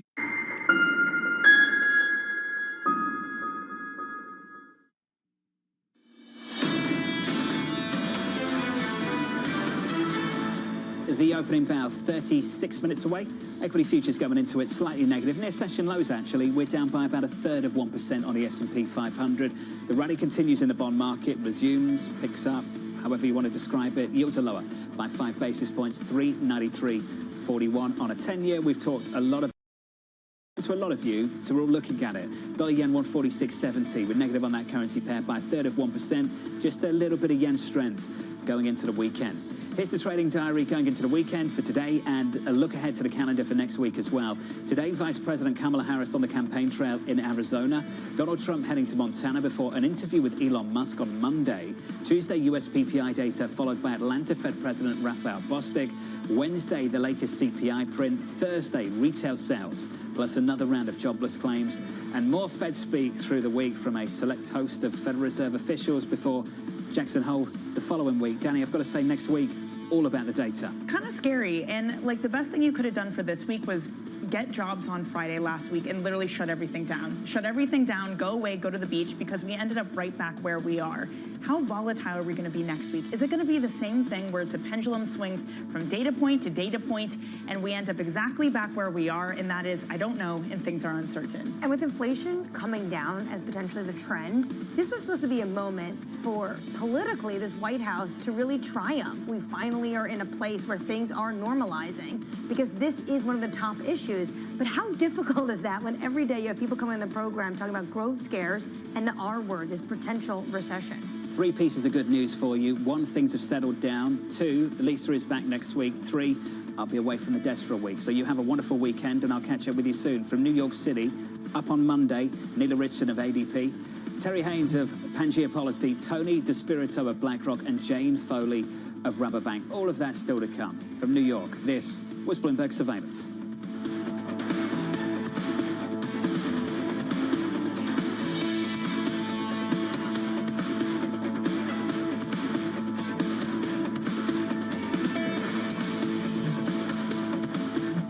Welcome to the world of decentralized finance. With the surge in Bitcoin, you have crypto stocks also surging. Bloomberg's covering all things crypto, the people, This is a political attack, and we must hold our elected officials accountable. the transactions, Really a record-breaking moment. Bitcoin is the exit strategy. and the technology. Awareness is going to grow, and these things grow the overall industry. Crypto as an asset class is here to stay. Bloomberg Crypto, only on Bloomberg.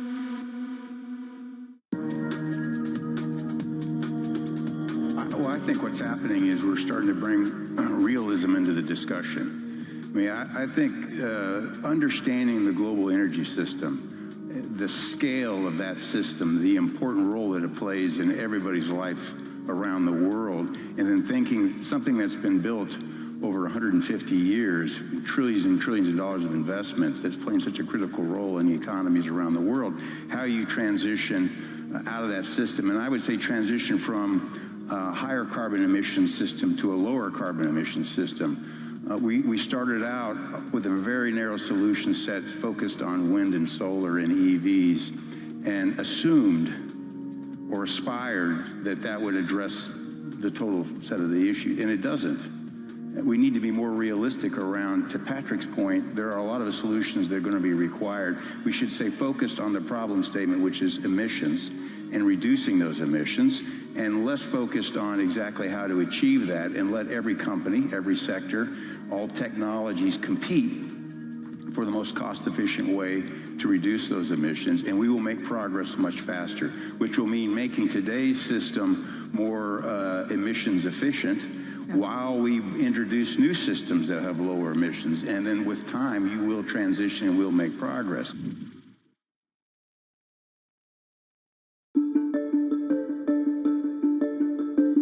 What about artificial intelligence? Is artificial intelligence going to enable you and others to say, we have enough information to know exactly what something is going to be worth in terms of insuring it or not? Artificial intelligence is finding its way into our business in a variety of different factors. I think the first piece is getting much better insight into data, which allows us to make better decisions on underwriting. It's also a great opportunity to service business better in terms of like call centers and different ways of what's using robotics and other AI will be very helpful. But it is an emerging practice within the industry, and one that is evolving very quickly. So it's also going to present risks that other companies, how they use it and how they use large language models, and making sure the decision making is very sound. So it's complicated, but it definitely is benefiting the business today.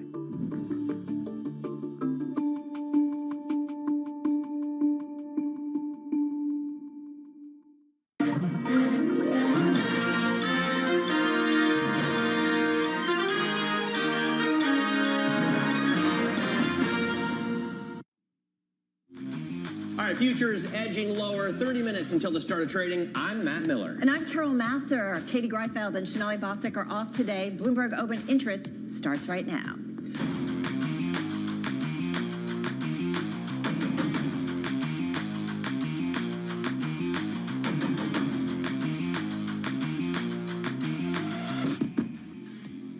Coming up, a turbulent week in market draws to a close with debates on what's next for stocks, bonds, and central banks. The week ahead brings a slew of economic data as investors search for more signs of resilience in the world's largest economy and riding the AI wave. Chip-making giants, TMC's sales, growth stages, a comeback. We'll discuss what that means for the broader sector. But first off, let's take a look at where markets are trading. As I said, edging lower right now. We have S&P futures down about 1/3% after closing the session in positive territory yesterday. NASDAQ 100 futures down a little more, about 0.6%, and the Russell unchanged. Carol? All right, Matt. So a little bit lower in terms of the overall trade, but I'm going to take a look at some gainers in today's session because we've got another big media giant actually taking another big write-down. We're talking about Paramount, but we've actually seen this name go higher post-market and then also pre-market, up about 5%. They did have an earnings beat, but nonetheless, that write-down continues in media. We're going to talk a little bit about that as well. Expedia, another travel company, check this out, up almost 9% in today's session. Earnings beat. It did warn of a soft demand, joining a chorus of execs from Airbnb and Booking who have talked about slowing demand, but nonetheless, investors saying, I'm okay with it today. And then Matt mentioned chips. TSMC, world's leading contract chip maker, saw sales growth of 45% in the month of July on strong AI demand. Taiwan Semiconductor, you can see up about 2.25%. We will be watching the semi space today. Let's take a look at the bond trade because we've seen yields come back to a level where they were last week. Stocks not quite there yet. The 2-year yield back over 4%. That we saw yesterday. In fact, yesterday we saw the 10-year yield over 4% briefly. Right now it's back down to 394, and the 30-year at 422. Next week is busy, as I said, for economic data. We're going to get the New York Fed 1-year inflation expectations on Monday, followed by key inflation data on Tuesday and Wednesday as well. We'll talk about inflation and its effect on earnings with Cameron Dawson a little bit later. We get retail sales data on Thursday, and then University of Michigan consumer sentiment on Friday. We'll be looking at that closely. Joining us now to talk about how all this affects the bond market and the stock market is Ira Jersey, Chief U.S. Rate Strategist for Bloomberg Intelligence. And Ira, we care so much because it looks like the bond market has been leading the stock market in these huge volatile swings, but we're back at a level that we were before the non-farm payrolls. How does it look to you? Yeah, so all of these markets are just very correlated and in a more normal way, right? So for basically 15 years, we've had either a QE trade or a QT trade going on, right? Where all the markets were positively correlated. So now you're finally starting to get a little bit of a negative correlation where equity markets fall or some other risk assets fall, and then you get a rally in rates or rates rally, and then that kind of spooks the risk asset markets. But it's all very correlated almost together, as opposed to one market really leading the other. The bond market trade, though, it certainly is now looking like, hey, the Fed really is going to cut. We're not as worried about a reacceleration of inflation, and that's why 2-year notes, even though they're above 4%, remember they're down from 4 3/4 just a couple of weeks ago. So it's a really spectacular rally. Ira, having said that, is it hard to kind of figure out where we top out when it comes to yields right now? Well, we're looking at important technical levels. I think that's probably the best thing to do for anyone trading in their portfolio and trying to reposition. So 412 on 2-year note yields is a pretty important level. We do get a 2-year note auction at the end of the month. We had some pretty bad auctions actually the last 2 days in the 10-year and 30-year, but I suspect that a big part of that is because people are migrating toward the front end of the yield curve to get their risk, kind of fear of missing out, and just look, let's just make the 4% carry because yields might be well below 4% a year from now. So people are just trying to get in now. So this rotation toward the bull steepening trade is probably going to not continue forever, right? But there's going to be fits and starts. But I think that's one of the reasons why you've seen better demand in the front end than you have in the 10-year. Now that's reversing a little bit today, but I'm saying in general over the course of the week. Ira, the 10-year we saw at 394 and the 30 at 422. The 20 at 431. done. Investors just aren't buying this. And yesterday we were talking about Steve Mnuchin saying it's time to kill it. Why is this duration such a difficult sell? Well, I think there's a couple of things about it. So some is technical. So people, for whatever reason, don't.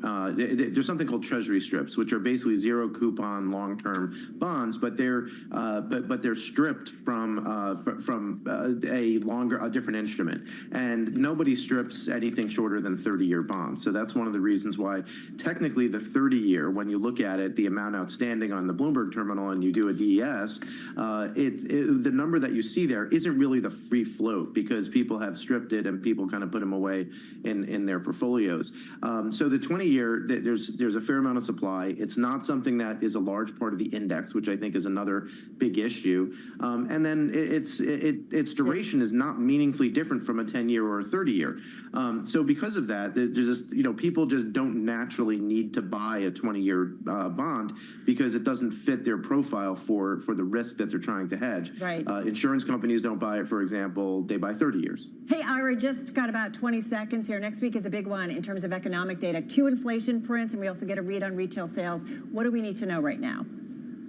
Yeah, so if the inflation print just surprises to the upside, then you can wind up having a big snapback in rates, and you can wind up seeing yields a bit higher. But the retail sales number, I think, is going to be key, because retail sales tends to lead the inflation data. So I'm going to be focused on the retail sales data. See what consumers are up to once again. All right, Ira Jersey, thank you so much. Ira, of course, of our Bloomberg Intelligence team. Well, joining us right now, we want to get the equity side of things and kind of the overall investment thesis on this Friday. Eric Friedman is Chief Investment Officer at U.S. Bank Asset Management. They've got some $480 billion in assets under management. Hey, Eric, good to have you here after quite a week. What's helpful? Here we sit on this Friday in remembering kind of a market environment that can turn on a dime, or an economic report.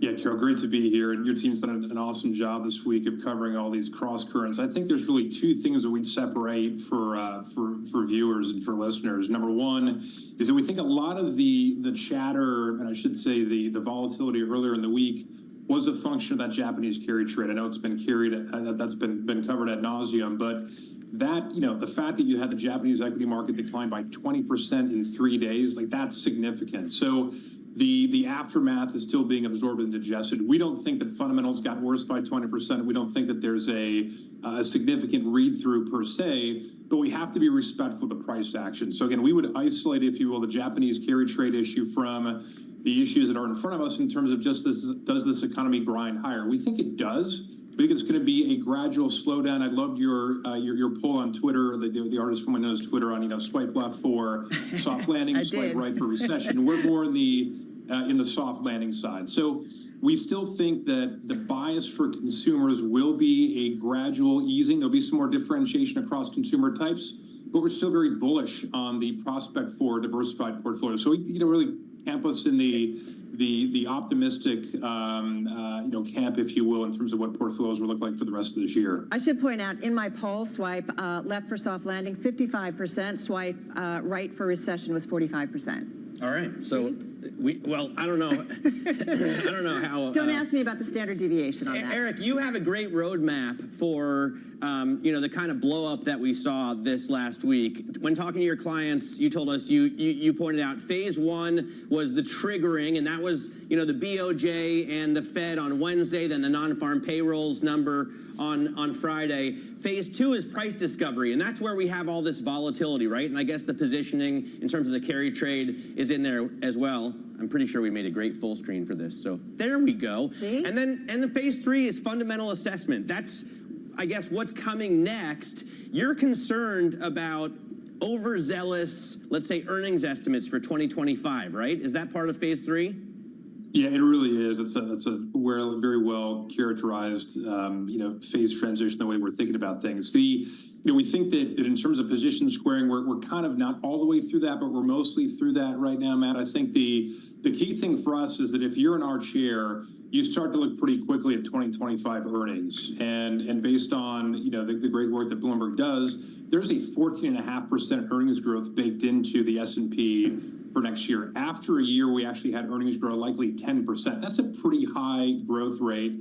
When we have elections and we still have Fed funds at 5.3%, we're seeing the slowdown in consumers. So what that says to us is, look, we still are optimistic. We still want to own stocks here, but we expect it to be a grind. And some of that differentiation across, again, quick serve restaurants, the things you're hearing about in theme parks and other segments of the market, those are real. Those are starting to really catch up with a broader earnings picture. So where we'd really favor our investment thesis, if you will, is still towards tech, still towards cyber. We think that as long as NDX holds above 17,500, that's a space you can accumulate on weakness. We also would be more aggressive on the equal-weighted S&P. That's a space where you're up in cap, so you're up in quality, but you're also getting more of that fanning out that we think is going to happen still in terms of earnings growth and trajectory. So that's the way we're thinking about it, is that, hey, it's a high bar to hit for next year. It's achievable, but probably comes from more than just tech. And so we want to broaden out some of our exposure as we get deeper into this calendar year. You know, I actually put together a chart on equal weighted versus a cap weighted S&P. It's 1286. #BTV 1286, if we can pull that up. The S&P has doubled the performance of the equal weighted, which I guess you could play with the ETF RSP. What triggers a turnaround here, and how do you want to play it? Yeah, I think a couple of things. One, that's an outstanding chart to have. We often talk about this phenomenon visually of alligator jaws that widen and then close. And then you've obviously seeing a very wide jawline, if you will, from from RSP versus S&P. We don't think that's going to necessarily converge completely. We would expect to see those jaws start to close. So I think the catalyst is really this. Number one, we are seeing from a sector participation standpoint more than just big tech working, and some of that is predicated upon credit being very stable. So, we're losing the feed.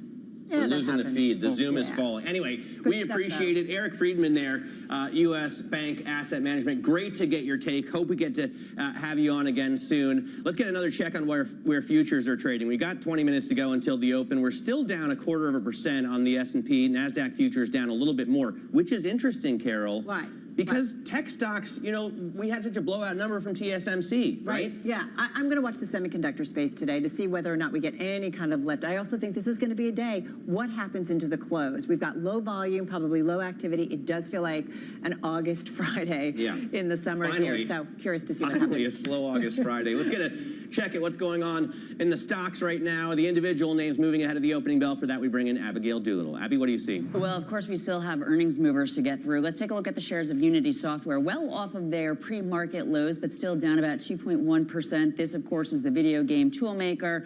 They cut their fiscal year forecast after putting up a small sales beat. Into today, it's really pretty extraordinary. The stock down about 65%. There is also a significant 11% bearish short interest on this stock. So bears all over this name right now, just a little bit. Turning to Trade Desk, these shares are higher, and this, of course, is the advertising technology company, up 2.8% in the pre-market. They put up a 12% adjusted earnings beat. They beat sales by 1%, and the guide was better. Now let's go beneath the surface for some of the big movers, the big tech movers, because these are, of course, the stocks that will move the market. On the one hand, we have Alphabet and Apple, both lower. Alphabet down 1.7%, maybe some concerns around search and AI.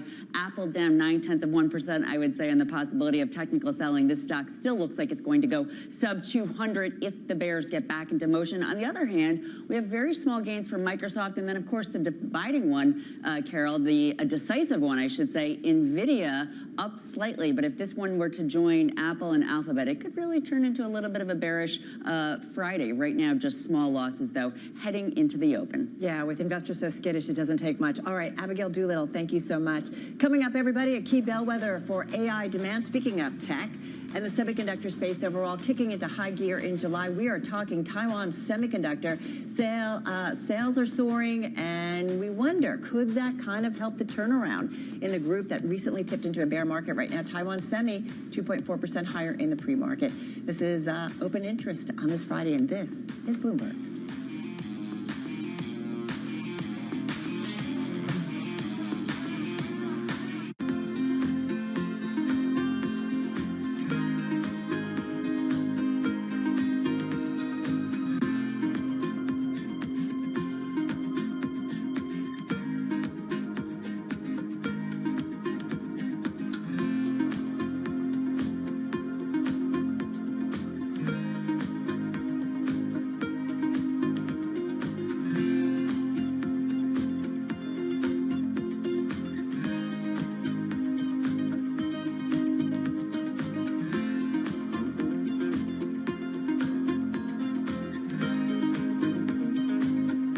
The names that move markets are on Bloomberg.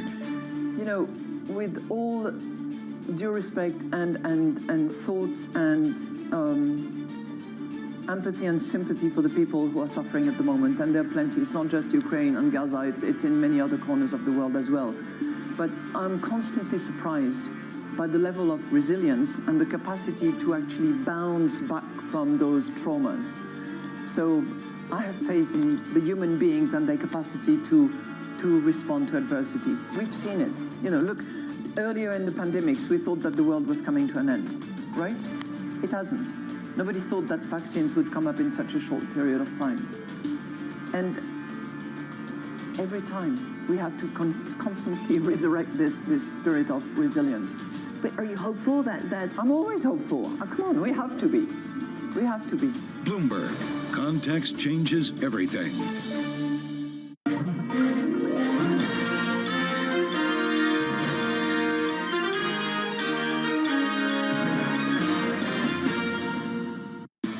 Bloomberg Surveillance covers the latest in global markets and the political events that influence your world. Join Jonathan Farrell, Lisa Abramowitz, and Anne-Marie Hordern only on Bloomberg. Context changes everything.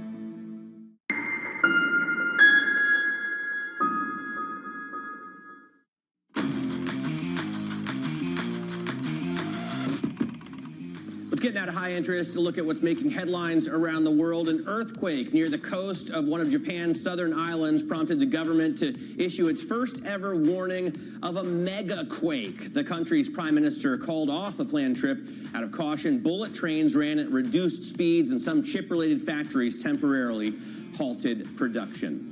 Ukraine said it carried out a drone strike on a military airfield in Russia's Lipetsk region. The strike marks a fourth consecutive day of Ukraine's expanding incursion into Russian territory.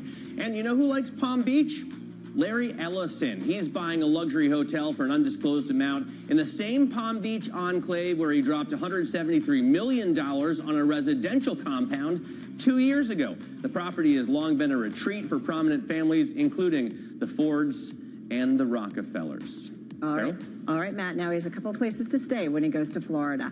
Hey, folks, let's get back to the markets, talk about what's going on in the semiconductor space. The SOX, the Philadelphia Semiconductor Index, dropped 25% from July 10th to earlier this week. They've bounced back more than 2% this week. And overnight, one of the key bellwethers for the chip space and AI demand, Taiwan semiconductor manufacturer, reported revenue rose 45% in July on strong AI chip demand. So you see that one moving up about 2.6% in the pre-market. So let's get to it with Bloomberg Intelligence Senior Tech Industry Analyst Mandeep Singh. Mandeep, good to be checking in with you. So what jumps out for you about the TSMC release? I mean, it's a nice sequential acceleration from their second quarter earnings. So remember, they give us monthly data, and 45% growth when they guided to low to mid 20% growth for the full year. It just goes to show that the lead times probably are increasing, and that's good for someone like TSMC because they are the only ones when it comes to leading node chip manufacturing. And I think all the talks about NVIDIA chip delays probably are not getting reflected here. So clearly they are seeing a ton of demand when it comes to chip manufacturing. How much, Mandeep, I think a lot of people outside the industry don't understand how much production TSMC does for other companies, right? So like NVIDIA doesn't make its own chips. It sends them orders to TSMC and they do it. How much do they do in terms of, the outsourcing of chip manufacturing? Yeah, so the best way to think about it is all the leading node GPUs, whether it's 5 nanometer, 7 nanometer, most of the production right now is being done by TSMC. For the trailing node chips, you've got other foundries. Now, we know Intel isn't doing well as a foundry, so clearly they're losing business. And typically, TSMC was skewed more towards Apple smartphone business. I mean, that was the biggest portion of their revenue. But right now, it's definitely shifting towards NVIDIA and, the server chips. And it's hard to kind of have a firm read-through on what this print means for Apple, because right now the demand on the server GPU side is just insatiable, and that's what's driving a lot of the ASP growth for TSMC. You answered my question. I was going to ask you about the Apple exposures, but you went right there. So what about in terms of the broader semi space, which we have seen, some would say the group had gone into a bear market if you look about how much it's pulled back since kind of early July. What does it tell you about where we are in the semi cycle? I mean, when I see accelerating growth, and given they give us monthly data points and it's trending in the, the higher direction, to me, we're nowhere close to any sort of moderation when it comes to leading node chips. And look, we'll find out from NVIDIA a couple of weeks from now that clearly I think they will kind of beat and raise. The question is, how much visibility they have when it comes to the customer orders. And look, this is for building inventory. Whatever TSMC is manufacturing is for building the inventory. At some point, that inventory buildup will be more than sufficient. I don't think we are there anytime close, at least this year, but it'll probably be a 2025 event. All right, going to leave it on that note. Hey, Mandeep, thank you so much. Mandeep Singh of Bloomberg Intelligence. NVIDIA, by the way, reports at the end of this month, August 28th. All right, let's get a look at the stocks moving ahead of the opening bell. Let's head back to Abigail Doolittle. Abby, all yours. Well, we have more earnings movers to take a look at, Carol. Let's take a look at the shares of Akamai, up nearly 6%. They put up a really good quarter. They beat by 2% relative to adjusted earnings. They raised the forecast, very importantly, and some analysts are saying it was a clean print and that the momentum is going to continue. Taking a look at the shares of Take-Two, these shares are also higher and by about the same amount, 6% or so, just a little bit more. And Zynga momentum is apparently continuing. They put up a massive, an EBITDA beat that was very impressive.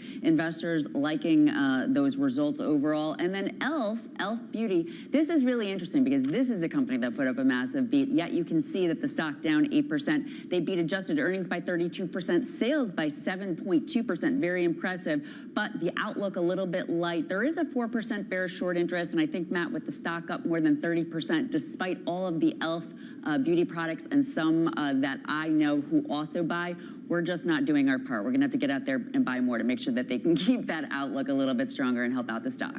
I will confess to not knowing what Elf beauty product sells. They have the best peel ever, and their moisturizers are excellent too. You have no idea? No, I don't You're know. surrounded by women. You're married to a woman. Well, I've heard, well, that is true. And I have two women, daughters.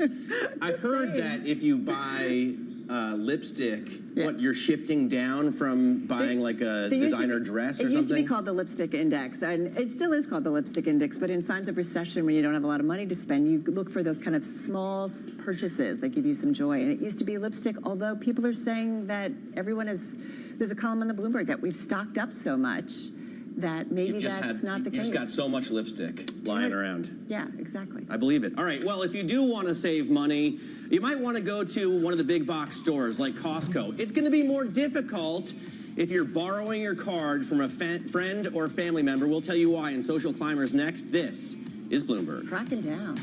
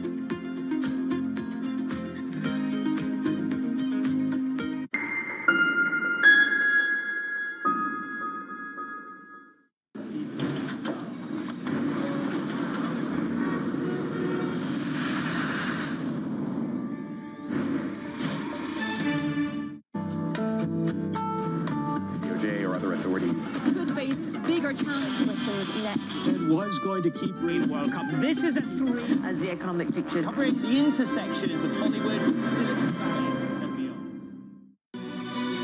This is Bloomberg News Now. News when you want it at the touch of a button. Another volatile day on Wall Street. We're seeing big moves. All eyes on Capitol Hill as Democrats and Republicans prepare. Today's job numbers casting doubt on the Fed's next move. Inflation remains front and center. And that's news when you want it with Bloomberg News Now. Get it 24/7 on the Bloomberg Business app, Bloomberg.com, and anywhere you get your podcasts. Bloomberg News Now. Context changes everything. Middle East and Africa. Vibrant resources and high-yield investment opportunities abound. Join me on Horizons Middle East and Africa for the stories, newsmakers, and insight from this exciting region. Now weekdays, only on Bloomberg.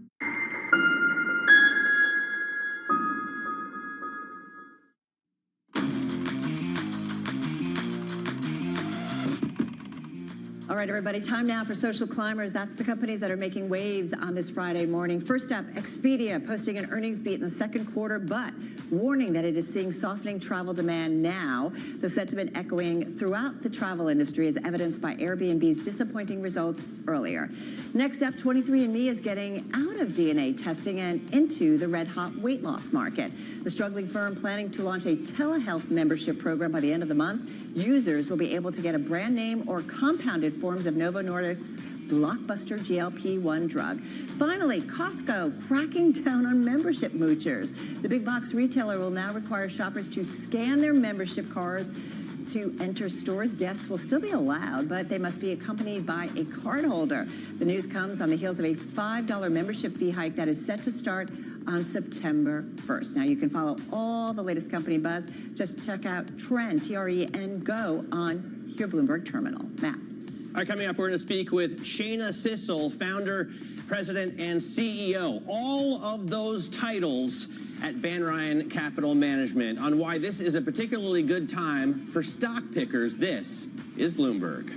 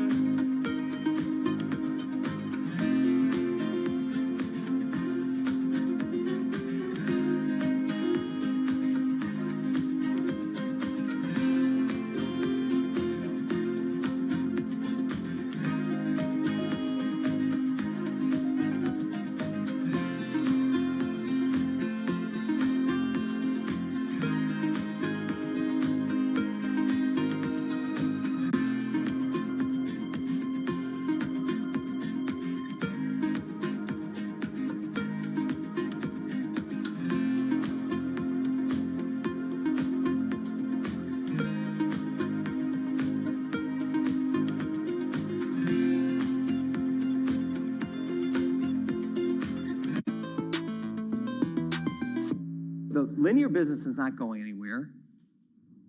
The sports business is moving and is going to figure itself out between digital and linear. It's an unbelievably healthy market. They all have to be in it. They all want to be. Every single one of the players want to be in it because of the audience. We have two assets in the sports business that are year-long, don't have a season. I don't believe prices are going down. You're going to figure out the bifurcation of the rights and give things up, not give things up. How long do you think it is before Netflix actually jumps into sports? You know, they're in sports right now, but they just do the shoulder programming. Yeah. I think their point of view, and you'll ask Ted tomorrow, is we build up we don't want to be in the bidding of rights and then not have any long tail. So I'm not sure. They did bid on Formula One, but ESPN got it. So I think that was a smaller package, meaning smaller economics. So we'll see.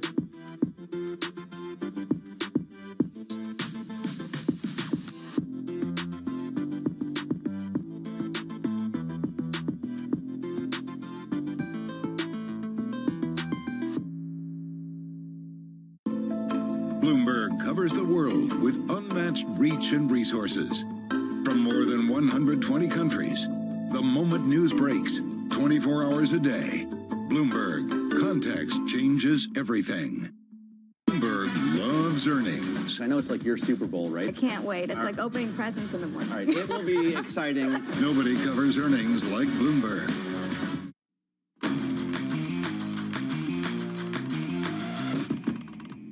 We are moments away from the start of trading. This is Bloomberg Open Interest. I'm Matt Miller. We have futures that are lower. After a positive finish yesterday, maybe we end the week with a whimper. S&P futures down about 0.2%. NASDAQ futures off double that right now. Let's take a look at who's ringing the bell on the New York Stock Exchange and down at the NASDAQ. You have the Bonson Group ringing the bell here at the NYSE. At the NASDAQ, after 1 year, you have City Girls Golf, celebrating its anniversary, getting women of color, kids of color into the sport of golf, especially in urban areas. Really cool stuff. Quick check on what the averages are doing just a few seconds into the trade. It's going to look a lot like futures did. S&P S&P cash trade down about 0.1%. NASDAQ 100 down about 0.3%, but we're going to see a lot of volatility. Obviously, we have for the last week and change, and that could continue today. One of the stocks that you want to watch closely is Paramount. Following Warner Brothers with a $6 billion write-down on its cable networks, another sign of weakness in the traditional, the linear TV business, Carol. All right, yeah, it's interesting to see kind of the mellow, broader market trade this morning. Matt mentioning Paramount, so we're keeping a watch on that one. Also, keeping an eye on Expedia, posted better than expected second quarter results, while once again, a travel company warning of softening demand. So we'll see, but nonetheless, investors liking it, up about 10.5% here at the open. Also, we've been talking a lot about chips. We talked with our Mandeep Singh. You've got TSMC's revenue up 45%, big beat in the month of July, boosting demand for AI chips. Just a little bit higher right now, so just up about 0.7%. We'll see if those gains hold. All right, let's take a closer look at the trade and all of it with Bloomberg's Abigail Doolittle. Well, those Taiwan semiconductor results, Carol, one reason why we're seeing a little bit of a relief rally here for this stocks, although on the day down about 0.4%, but over the last 5 days, we're looking at an up week, the first up week in 4. Coming into this week for the stocks had lost more than 20%, a bear market in a very short period of time. Of course, this has a lot to do with NVIDIA. Let's take a look at those movers. Concerns not so much around results, but more to do with the massive move that we saw for some of these movers. Take a look at AMD down 24%, NVIDIA down 19%, Broadcom, Taiwan Semiconductor, despite these positive results. So lots of weakness in this space. And again, I would argue that a lot of it has to do with the idea that these stocks went so far, so fast on the AI craze, and then a little bit of reality hitting the space. When we put this together with NVIDIA, of course, we've been tracking this chart quite a bit. Let's take a look at the NVIDIA chart that we looked at, I think probably last week or earlier this week. You can see a nice uptrend until we hit this, what's called a broadening formation, an ugly one, really, one that's expanding. That really speaks to the level of uncertainty between the bulls and the bears, more so the bulls. The bears are pretty confident that they're going to take it down. Right now, we had a breach earlier on Monday of the bottom of this range. You know, the big question here, Matt, is are we looking at what's called a V bottom, or are we looking at a bear pennant? The bear pennant would be a pause before more bearish action. The V bottom is a quick springboard higher. We haven't had that quick springboard higher, and you take a look at the RSI, not really doing all that much. I still think that this chart is suggesting to us that we're likely to go down toward that 200-day moving average around 82 once the sellers get back into action. All right, great to get that technical analysis. Abigail, thanks very much. Abigail Doolittle, they're looking at NVIDIA. Let's talk right now with Shana Sissel. She is the CEO of Banryan Capital Management. And Shana, you make a point in your notes to us that Eric Friedman and others have been making as well, which is that as the cap-weighted S&P outperforms the equal-weighted S&P by so much, and you know, over the last year it's doubled in terms of the performance, it's a great time for active stock pickers. Why is that? Yeah, so there's this theory of dispersion of returns. And when return dispersions are really broad, which is what happens when you have these big differences between market cap, it's a better market for stock pickers. That's what the academic research shows. That's what history shows. And that's what we're seeing is the very broad dispersion of returns. And for that reason, stock pickers can really win. Isn't it always kind of a stock picker's market, right? If you look at the fundamentals, in general, or do you feel like everybody's just been buying the market? Because I feel like the market's been a little bit more selective as of late. Okay, as of late, yes, but I think if you look back the last few years, that has not been the case. Stock pickers have not done well. If you didn't own the Mag 7, then it didn't matter, how well the stocks you picked did, because not owning those hurt you more than owning other things that did well. So we've seen more recently as those names have gotten beaten up a little bit, more of an opportunity for stock pickers to do well. But historically, there's these trends that happen where active versus passive, which is a good benchmark, if you will, for stock pickers versus the market, has done differently. The trend changes. So we've gone through a very long period of time where passive outperformed active. Right. And it tends to be 10 to 15-year periods where these things happen. So as fundamentals start to drive stock returns more, and that's what we're starting to see. It's been 15 years. That will be better for 15 years, nobody can beat the IVV, right? Or the Qs. That's the other thing. And Shana, the thing I was going to think about, anybody who's investing in a 401k, they end up buying the market, the index. And I always feel like even some of these big tech names, as everybody starts to say, maybe we need to kind of pull back, that ultimately money continues to be channeled into them. Doesn't that provide kind of a floor support, essentially, for all of these names? It does, actually. And the reason why is, whether or not something is good fundamentally, if there's money going into it, it's going to go up. And that's even more true as market cap goes down. But we have seen recently, especially in the last year or so, as we've seen small caps kind of struggle, that stock picking in small caps has been a huge winner for at least the last 12 to 18 months. And so that's a perfect example of what I mean. When fundamentals start to drive stock returns, then you can actually add alpha through stock selection. But in the large caps, it's much harder to do that. And that's always been the case. I'm going to say Vertiv is a small cap here, even though it's a $26 billion stock. Because, when you talk about the mega cap tech stocks, we're talking about trillion-dollar stocks. You like Vertiv. I want to get into some of your individual picks, Shana. You like Vertiv, which is an AI play. It's a data center. I wonder if they also get, support from the infrastructure bill in the U.S. because it really is infrastructure build out. But isn't that trade already really crowded? It's up 50% this year. Yeah. I don't think it's really crowded, and it's funny to me that we're going to call Vertiv a small cap. I remember the days when small cap was defined as under $1 billion in market cap. And I don't feel like that was that long ago. But to your point, I actually don't think that a lot of people have been paying attention to this stock. It's not one that I hear mentioned very often, but it is a second derivative beneficiary of the AI play, as it does cooling systems for these large data centers. Whereas you need more and more computing power for machine learning, you need to have, cooling for your servers because they get hot.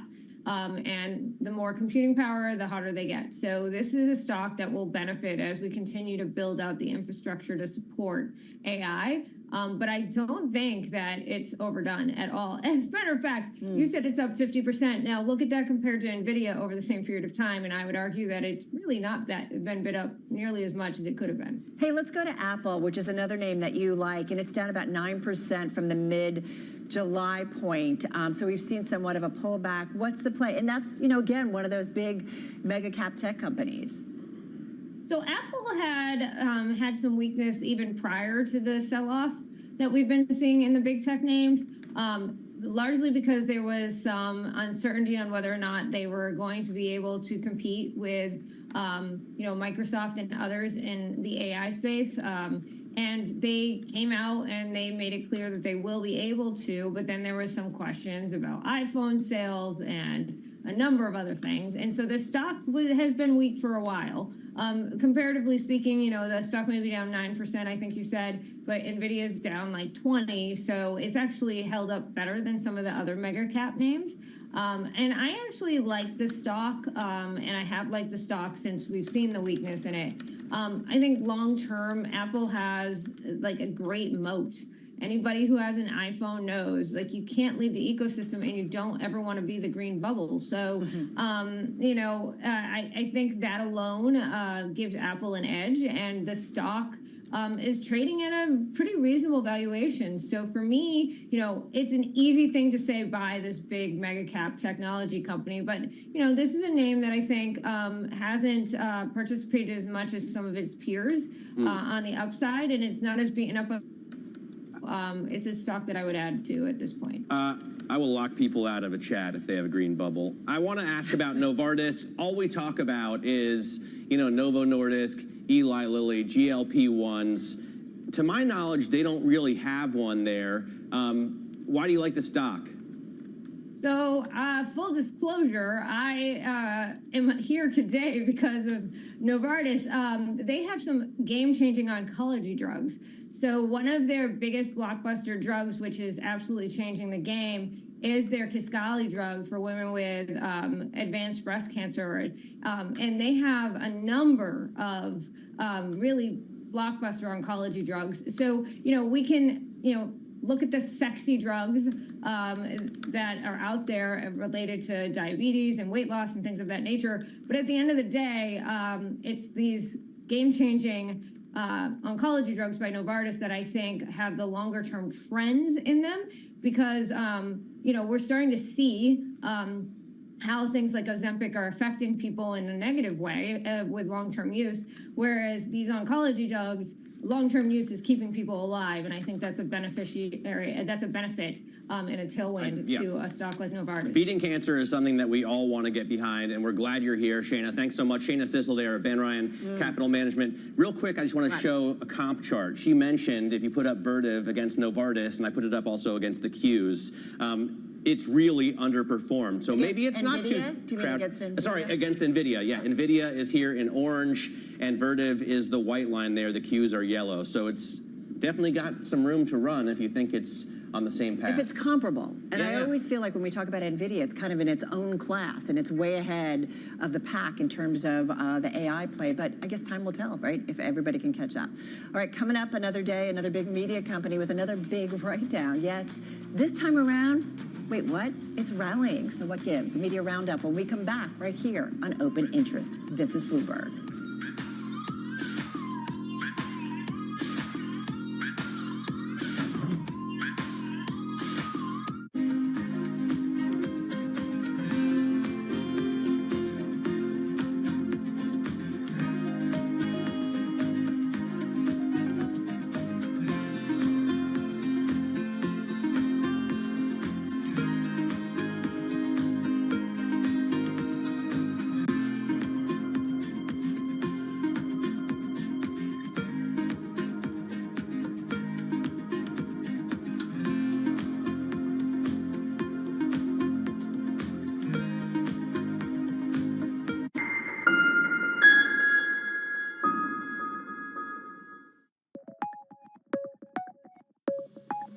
Why does this business model work? Because it's virgin space. It's never been done before, and it'll never be done again. When you step back and you look at something that's been golf through institutions, has been the way it has been for 53 years without change. In 1993, I stepped back and said, okay, this is not right. It's doing the same old Groundhog Day. Everything's the same. Players are a pass-through entity. They're not getting any equity built in their day. Once they're done playing, they're out. I thought, that's just not right. When you have to build a sustainable model, you need to have these players, these famous, the world best, the best of the best. You need to give them equity into the future. You need to give them a vision of where they need to go and how they're going to get there. From our studios in New York and San Francisco, our expert hosts have the data and analysis about the companies you know and the startups to watch, plus the interviews you don't want to miss. Watch Caroline Hyde and Ed Ludlow on Bloomberg Technology, the only daily business show dedicated to tech, right in the middle of the trading action, every weekday, only on Bloomberg Television. Context changes everything.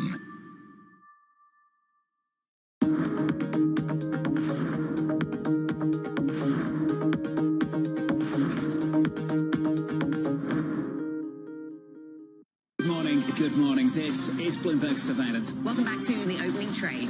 This is Bloomberg Technology. This is the Asia trade. You're watching the close. Welcome to Balance of Power. This is Bloomberg. Access the financial world on demand. Hear from leading economists, policymakers, and industry experts via live and on-demand webinars, only from Bloomberg. Start exploring to see what's moving the markets. Visit Bloomberg.com/webinars.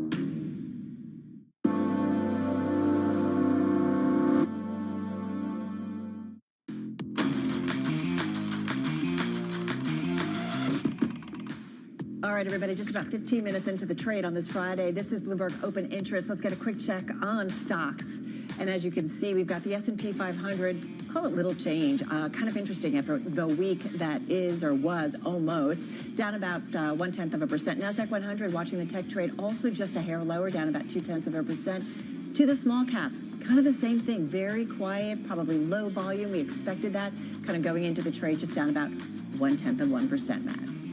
All right, let's get to top calls. Some of the analyst action in focus this morning. First up, Daiwa is upgrading PayPal to an outperform and increasing its price target as well. The firm says it expects the online payments platform to have another positive earnings report in the third quarter, thanks to new services and marketing initiatives. Next up, Craig-Hallum Capital is raising its recommendation on Akamai Technologies to a buy and increasing its price target there too. The software company raised its full-year forecast for earnings and gave an upbeat full-year outlook for revenue. Morgan Stanley and RBC Capital Markets are also raising their price targets on that company. And finally, Piper Sandler is downgrading Eventbrite. It's no longer a buy. The online event planning service lowering its revenue guidance for the full year and missing estimates for earnings as well. The results also prompting downgrades from Truist as well as KeyBank. Carol? All right, keeping an eye on those analyst calls. We are also closely watching media stocks this morning. Paramount reported a $6 billion write-down of its cable TV networks,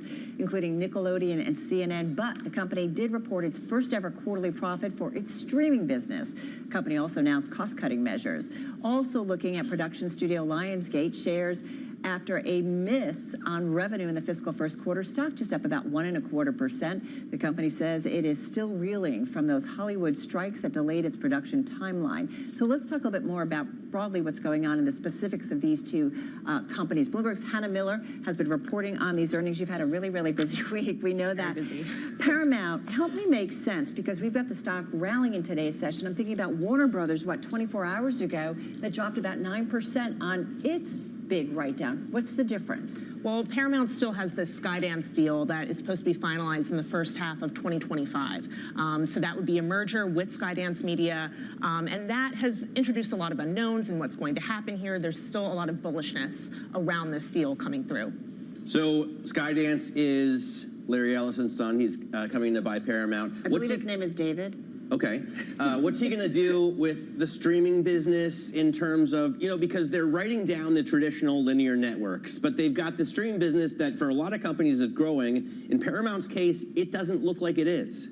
Yeah, so it's going to be all about cost efficiencies for Skydance. They've identified about $2 billion worth of cost efficiencies. And right now, Paramount is actually working to reduce $500 million in costs, including through layoffs. So we're going to see more tightening of the belt. Skydance is very big on that.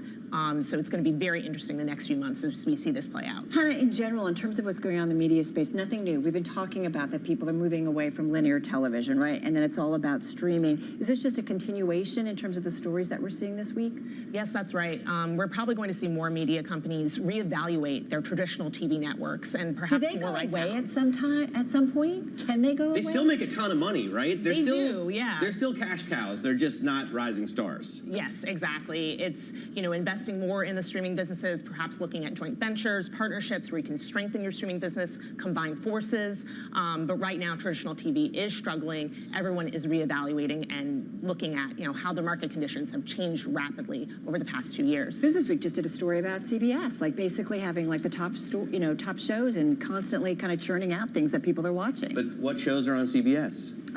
There's the It's all about We don't spin-offs. know because we don't watch it. I wrote the story. It's all about I do spin-offs. like CBS Sunday Morning. Yeah, there's a Young Sheldon spin-off that's coming up, Georgie and Mandy's First Marriage, that they're very excited about. There's NCIS spin-offs. It's all about using familiar characters and storylines, rebooting it, and keeping those audiences. I was going to say, it's They're like dominant. nothing's changed Was for that your story for decades. Business It was, Week? yeah. Forgive me, it was a great story, Oh, but thanks, it reminds you that, you know, there's still stuff going on. Yes. All in a right, big way. very cool. Hannah, thanks so much for joining. You don't watch CBS at all? I don't watch any linear TV, right? I don't Matt's always on his phone. really, no, I just have the Bloomberg app, and then I watch like HBO, which I Curb guess Your they decided to Curb call Your it Max. Enthusiasm you Yeah, watch. exactly. All right, thank you so much, Hannah. Great discussion, and I mean, what a fascinating industry this is to watch. Coming up, private equity and the peculiar rise of America's car wash obsession. We'll explain the connection next in our Wall Street Beat. This is Bloomberg.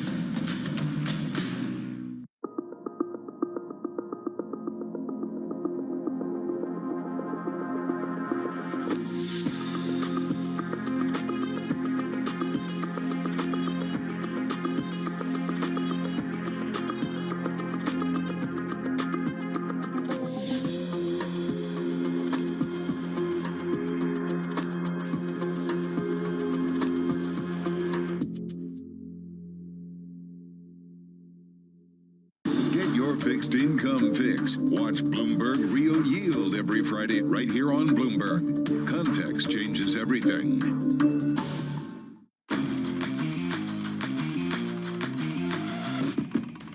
All right, everybody, this is Bloomberg Open Interest. A quick check on stocks now that we're, 22 minutes into the trading day, and I feel like we're not changing much. Turns out I'm good at math. All right, everybody, just up about 0.25% on each of those major equity averages. We keep saying whimper. That's what it feels like, Matt. Yeah, out with the whimper, right? But yeah. We had a decent day yesterday, and I think the key here is something that you mentioned at the top.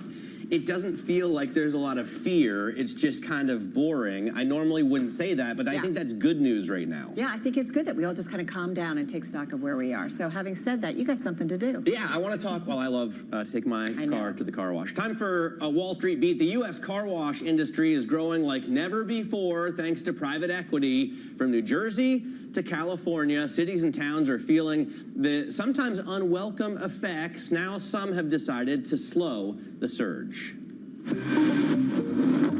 Car washes are taking over the U.S. With 60,000 locations across the country, it's a $14 billion industry that's growing fast. They figured out how to cut expenses just about every single point in the journey. Labor's down, right? The footprint of real estate is down often because these are smaller facilities. The cost of water is down because they're being a lot more efficient with water. When you look at the numbers, you can see why private equity is so excited. There's about 280 million cars and trucks across the country, and they tend to get pretty dirty. Secondly, the industry is already big and growing substantially. It's been growing at about 5% annually. A firm called Leonard Green & Partners from Los Angeles began investing in Mr. Car Wash, and that really turned into a tidal wave of investment. Now there's 50-plus groups investing in these chains and really expanding them across the country. So the real strategy here is the membership model. One private equity analyst told me that if you were to change 10% of drivers to this membership model, you would increase the industry's profit from $2 to $3 billion on that front. Big cities have seen an incredible growth, so much so that you're seeing these so-called saturation bans take effect there, where municipalities are pushing back and saying, hey, I think we have enough car washes, we can slow down a little bit. All right, I have a membership at my car wash because I go so often. Of course he does. There are no unwelcome effects for me. Don't you like washing your own car? Didn't you grow up washing cars? I sometimes do, but I do it so often that I just don't have enough time to wash my own car every time. So I'll go to the Charles Oakley, the local Scarsdale car wash. This is not a paid endorsement. Whenever I can. Matt is not a paid spokesman for It's them. a basketball player. Anyway, I think it's really fascinating that private equity is getting so big into this. Mr. Car Wash is one I used to go to in Berlin, so it's a global chain. You know what's interesting? I saw this statistic that more car washes were built in the last decade than all the preceding years combined. That's a lot. Yeah, well, we have a lot of cars on the road. And people aren't doing it themselves. And people keep their cars longer and longer, so you know, if you're not going to buy a new one, the next best thing is like new wheels or wash it. And it's also kind of an easy spend, I think, in general, right? Like it doesn't. And it's it a little depends bit. on where you go. It's a little bit expensive, right? Unless you're a member, like you can spend $40, $45 with the full wash and then a little bit of a hand wax and dry at the end. Okay, we got to go. Speaking of autos, coming up in the next hour, we're going to speak with the CEO of a website on which I spend many hours every week, Car Gurus. Plus, we're going to talk about something that I really love, which is sandwiches. Sandwiches. Well, that's later on. Yeah. Yeah. And salads. We're going to talk to the CEO of Potbelly later on. In terms of what you need to be watching next week, on Monday we get the New York Fed, one-year inflation expectations. On Tuesday we get PPI data, and we get earnings from Home Depot as well. Wednesday we get CPI data, so a lot of inflation, and then earnings from Walmart and Deere next week. This is Bloomberg.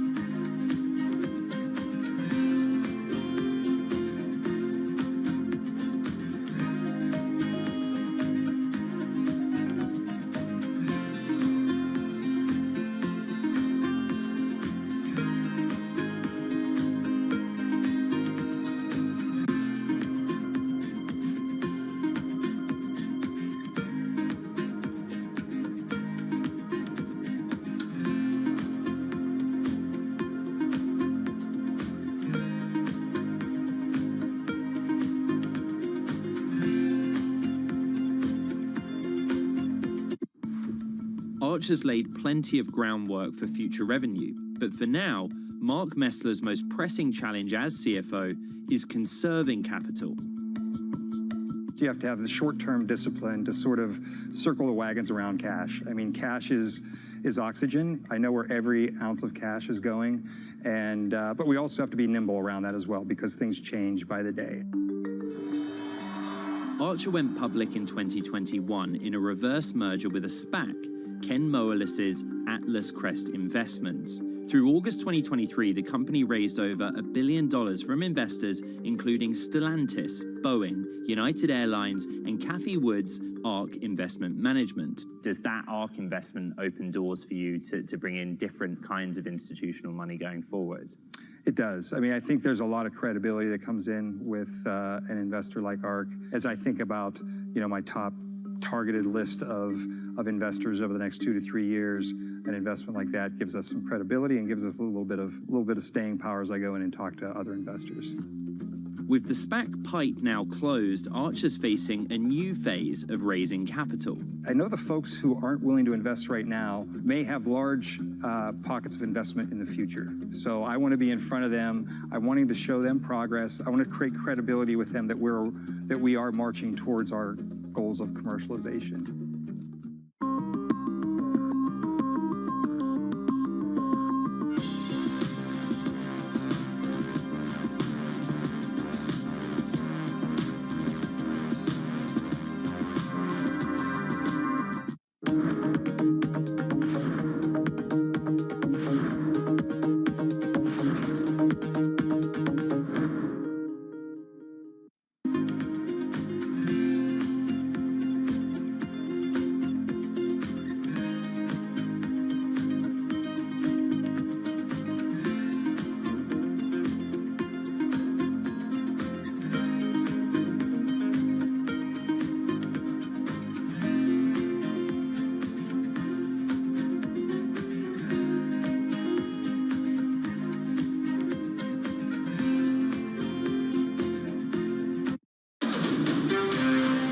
This is Bloomberg Intelligence with Alex Steele and Paul Sweeney. The real outperformance has been the U.S. corporate high yield. Are the companies lean enough? Have they trimmed all the fat? The semiconductor business is a really cyclical business. Breaking market headlines and corporate news from across the globe. Do investors like the M&A that we've seen? These are two big-time blue-chip companies. The window between the peak and cut changing super fast. Bloomberg Intelligence with Alex Steele and Paul Sweeney on Bloomberg Radio. Happy Friday, everybody. We made it. We made it through a really tumultuous week within the markets. We're going to break all that down over the next couple hours. Also, we're going to talk stock specific. Warner Brothers Discovery, Paramount, what we learned about the traditional TV model. We're going to break that down with Keith Ranganathan, Bloomberg Intelligence media analyst. Plus, get the latest in the Federal Reserve. Steve Matthews will give us that. What economists now truly expect from Jackson Hole as well as September.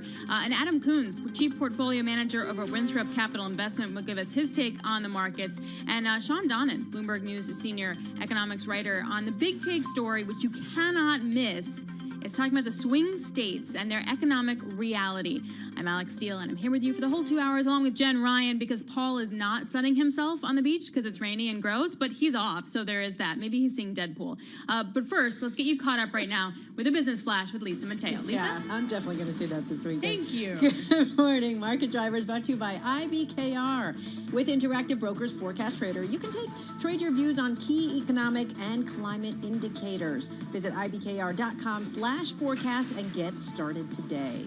All right, we've got red on the screen after the markets got this nice push from yesterday's better than expected jobless claims report. But some members of the Fed say that's not the only report to focus on. The Fed's Austin Goolsbee says more data is needed to assess the state of the economy. And when it comes to rate cuts, Fed President Susan Collins tells the Providence Journal that it could be coming soon if CPI keeps falling.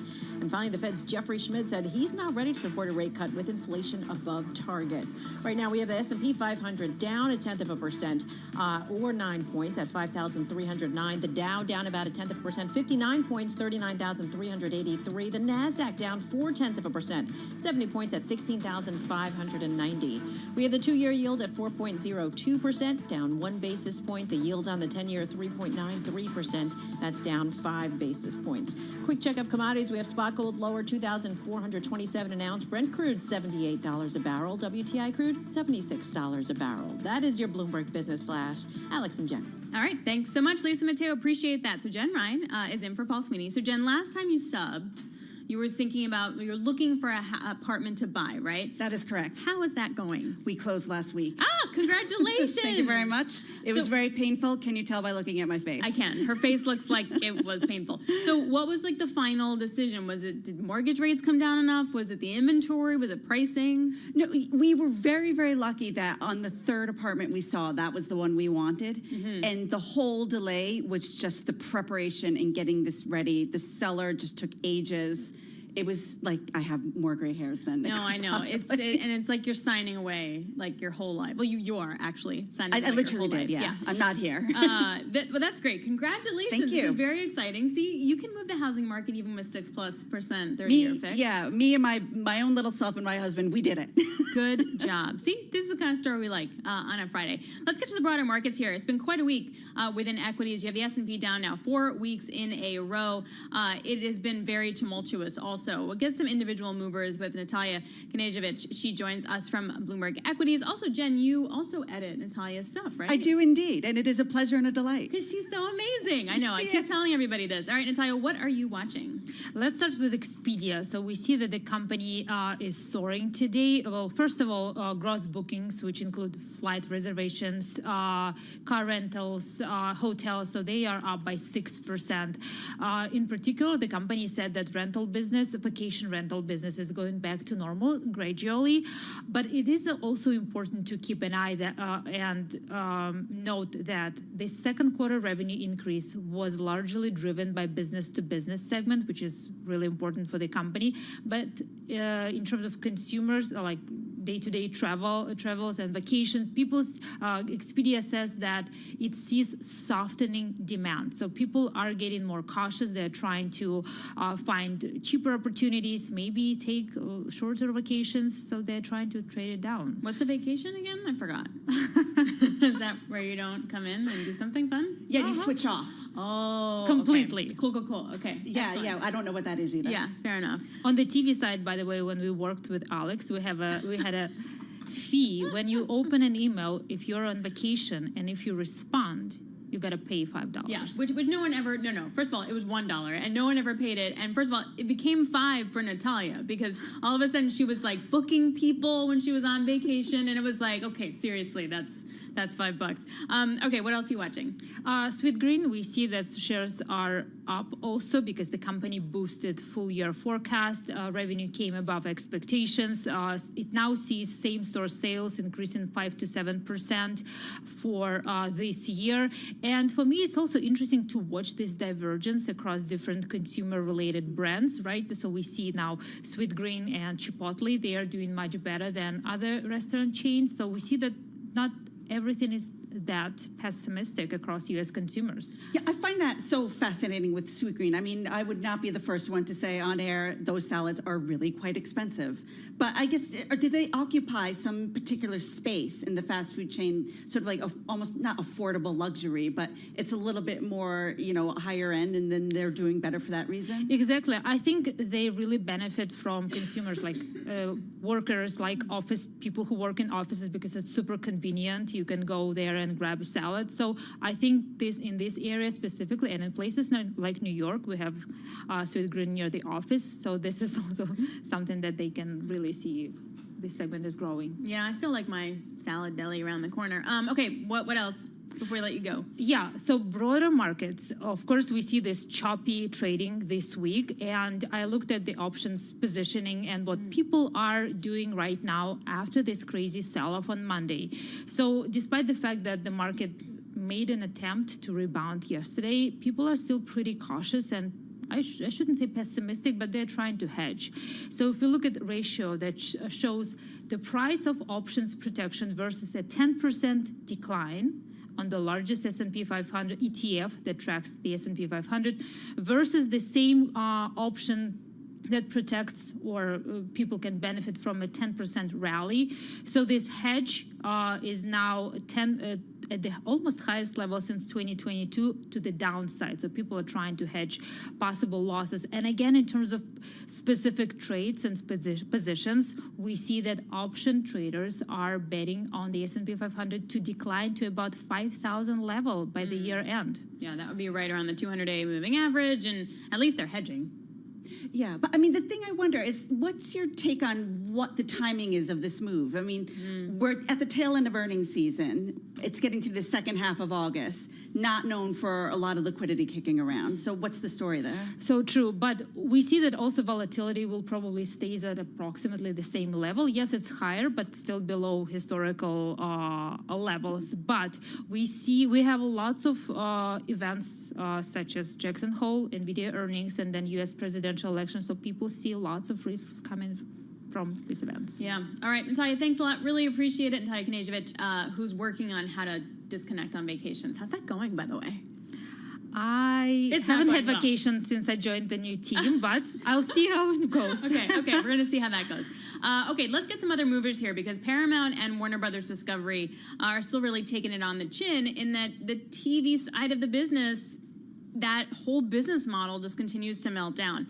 Geetha Ranganathan is Bloomberg Intelligence senior U.S. media analyst, and she joins us now. Geetha, I'm having a hard time understanding how this model gets fixed.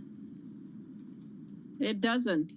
We're going to continue to see structural headwinds hurt all of these, legacy media players And we saw both with Warner Brothers as well as with Paramount that they are, the writing is on the wall, and now they're kind of finally doing something about it. So both those companies actually took huge write-downs, Alex, on the TV networks part of their business. So Warner Brothers, as you know, took a $9 billion impairment charge. Paramount took a $6 billion impairment charge, and that's just because the value of those TV assets is just declining rapidly. So is the answer to just focus ever more on streaming, get your subscriber base up? I mean, I feel like this is a play that has been pretty well established. That's exactly what both those companies are doing. But, the one thing that we have to remember is it's not just about getting streaming subscribers. I mean, we know all about the streaming wars and how everybody was kind of spending, money hand over fist just to get those subscribers. Now what it's become is there has been this shift in focus away from just subscriber numbers to profitability. And the reason we're seeing Paramount actually trade up today a little bit is because they posted surprise profits in their streaming division. That's the first time they did that in over 3 years of that business. So that obviously really was something that investors cheered. And they're going to continue to do that. The way that they did that was cutting down their content expenses, cutting down their marketing expenses, and really kind of streamlining the business. And hopefully we're going to see the same happen with Warner Brothers Discovery and their Max solution in a big way next year. Yeah, their Max streaming didn't do so poorly at all when it comes to subscribers, et cetera, and growth, really. So they took these big write-downs. Do they continue to take these big write-downs, or is this going to be the trough?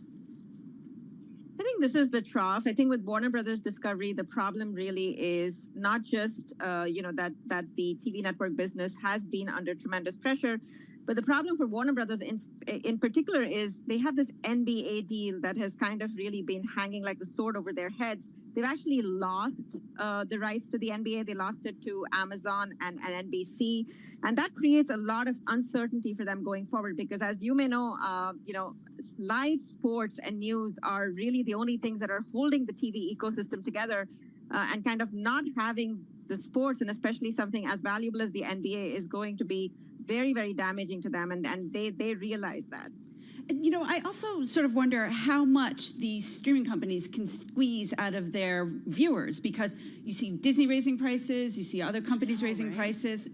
We've got a slowing economy. So what's the play there in terms of looking to your consumer to boost your revenue? Yeah, it's all going to come down to content. So obviously Disney knows they can raise prices. They have two very, very huge pieces of, movie content that have done extremely well. So we know Inside Out 2, which has done over $1.6 billion globally at the box office, is going to come on the Disney Plus service in September. Then you have Deadpool, which I know Alex is super thrilled about. That's going to come on the service a little bit later. So they can afford to raise prices. They know people will tune in. So it's all going to come down to the content. If the company has the content, they can raise prices and, not worry about churn. All right, Geetha, really appreciate it. Thank you so much. Geetha Ranganathan, I do like the Deadpool. Joining us, she's Bloomberg Intelligence Senior Media Technology Analyst. Have you seen it, Jen? I have not. Yeah, because you're probably moving and packing and doing adulting. Yeah, indeed. And we don't even own a TV at this point. Oh, well, I mean, it's in the movie theater, which is, I guess, case in point. All right, the other main mover of this week is what's going to be happening with the Fed. We got Jackson Hole in a couple weeks.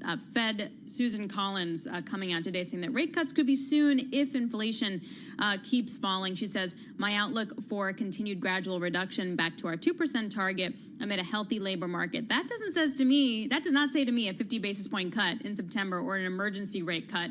So let's go to Steve Matthews, Bloomberg Federal Reserve reporter. Steve, are we still thinking about a 50 basis point cut or an intermeeting cut? Because I have not seen the information from the Fed to back that up. Yeah, you are exactly correct. I mean, the markets are pricing in the likelihood of a 50 basis point cut in September.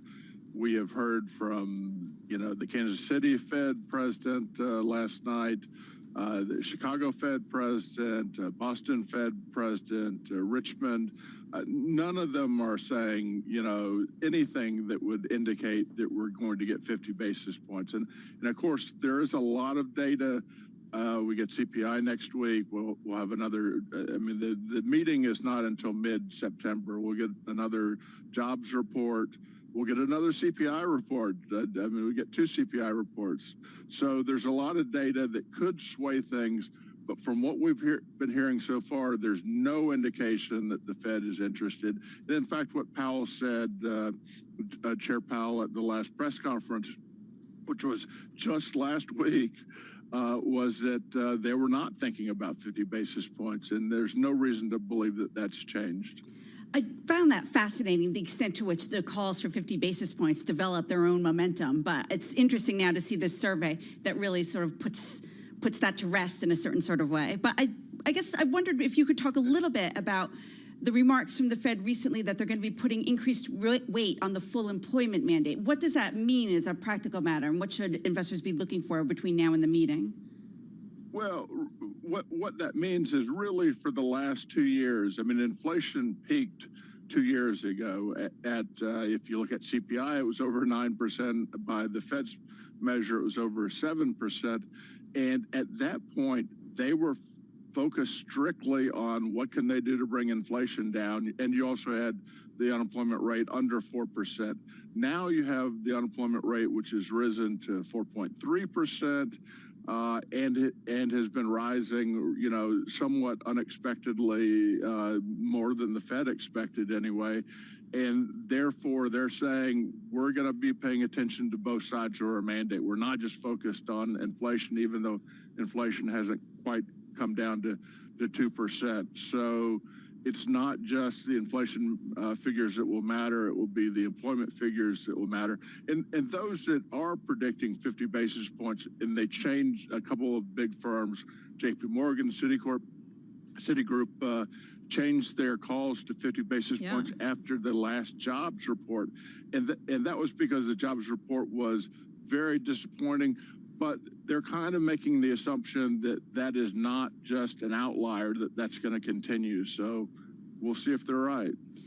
So to that point, we only have about a minute left, but if the Fed wants to walk back market expectations while also acknowledging they're going to have to cut and the economy is not as great, how do they do that? Well, you've seen pushback from a bunch of Fed presidents. In 2 weeks, we will get, presumably, it's not been formally announced, but every year Jerome Powell speaks at Jackson Hole, so presumably he will be speaking in 2 weeks at the Kansas City Fed conference in Jackson Hole, and that will be a key event where he can push back against expectations if he chooses to. And if not, you know, you have Vice Chair Jefferson. It's like sometimes he will come out and give speeches or TV interviews. And you also have Chris Waller, the governor, who's very influential, and you could hear him speaking between now and then as well. All right, we appreciate that. Thank you very much. Joining us is Steve Matthews, a Bloomberg Federal Reserve reporter. So I have to wonder, Jen, is it just going to be like, sit tight, see you in Jackson Hole? Is that what we're dealing with here? You say sit tight, but I mean, anyone who was on their quote-unquote vacation this week will come back to find that there had been a nasty market surprise. Come back. They came back already, and they were definitely sitting in their desk trading there at that point. It's true. We do get CPI next week, so let's not, totally forget about that. Plus, retail earnings, which should be quite fun. All right, Adam Coons, Chief Portfolio Manager at Winthrop Capital and Management, will be joining us next for his take on the market. Happy Friday.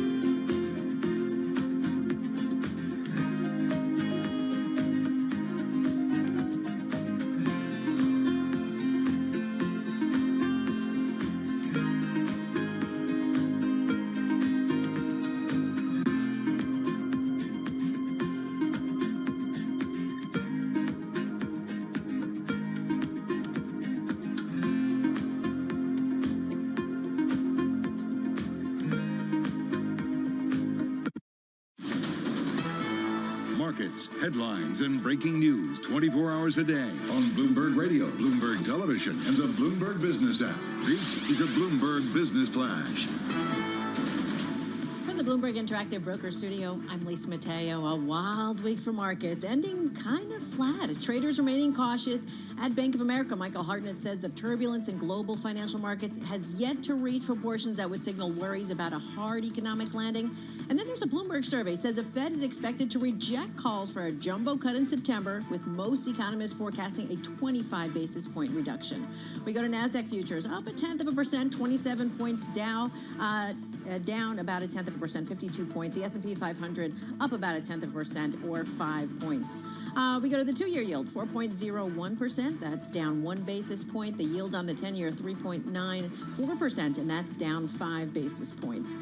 To currencies, we have the dollar weaker. Japanese yen stronger at 146.44 against the dollar. The euro, British pound stronger. We have Bitcoin up more than 1.5% at 60,541. Moving the markets, that would be salad chain Sweetgreen. They are up 28%. Posted sales outpaced expectations. It raised its outlook for the full year. And this really comes after Burger King owner Restaurant Brands, Taco Bell parent Yum Brands reported sales that were lower than expected. So maybe diners could be looking for healthier fast food options. Who knows? That is your Bloomberg Business Flash. Alex and Jen. All right, thanks so much, Lisa Mateo. I joke that it's $20 salad. I don't think it's actually a $20 salad. It's close. I have spent $20 on a salad there. I have just not been like, I don't know why I wouldn't go get my $8 salad. Is my thing. You got to show me where that place is. To be fair, once you like pay with your Apple Pay, it's like $10, but still. Anyway, all right, this was quite a week in the market. Here's some superlatives for you. The S&P has now fallen for 4 weeks in a row, the longest streak since September of 2023. The NASDAQ 100 is down 5 weeks, the worst streak since May of 2022. I could do this for a while. So let's just get to someone professional here. Adam Coons, Chief Portfolio Manager at Winthrop Capital Management, joins us now. Hey, Adam, how do you categorize, maybe this is a better question, how do you categorize the last week in the market? Chaotic. I mean, I think the market has spent the last year or so trying to look into a crystal ball and determine what the Fed's going to do, and they keep getting it wrong. I think this is probably another case where a little bit of a knee-jerk reaction to just a couple of data points.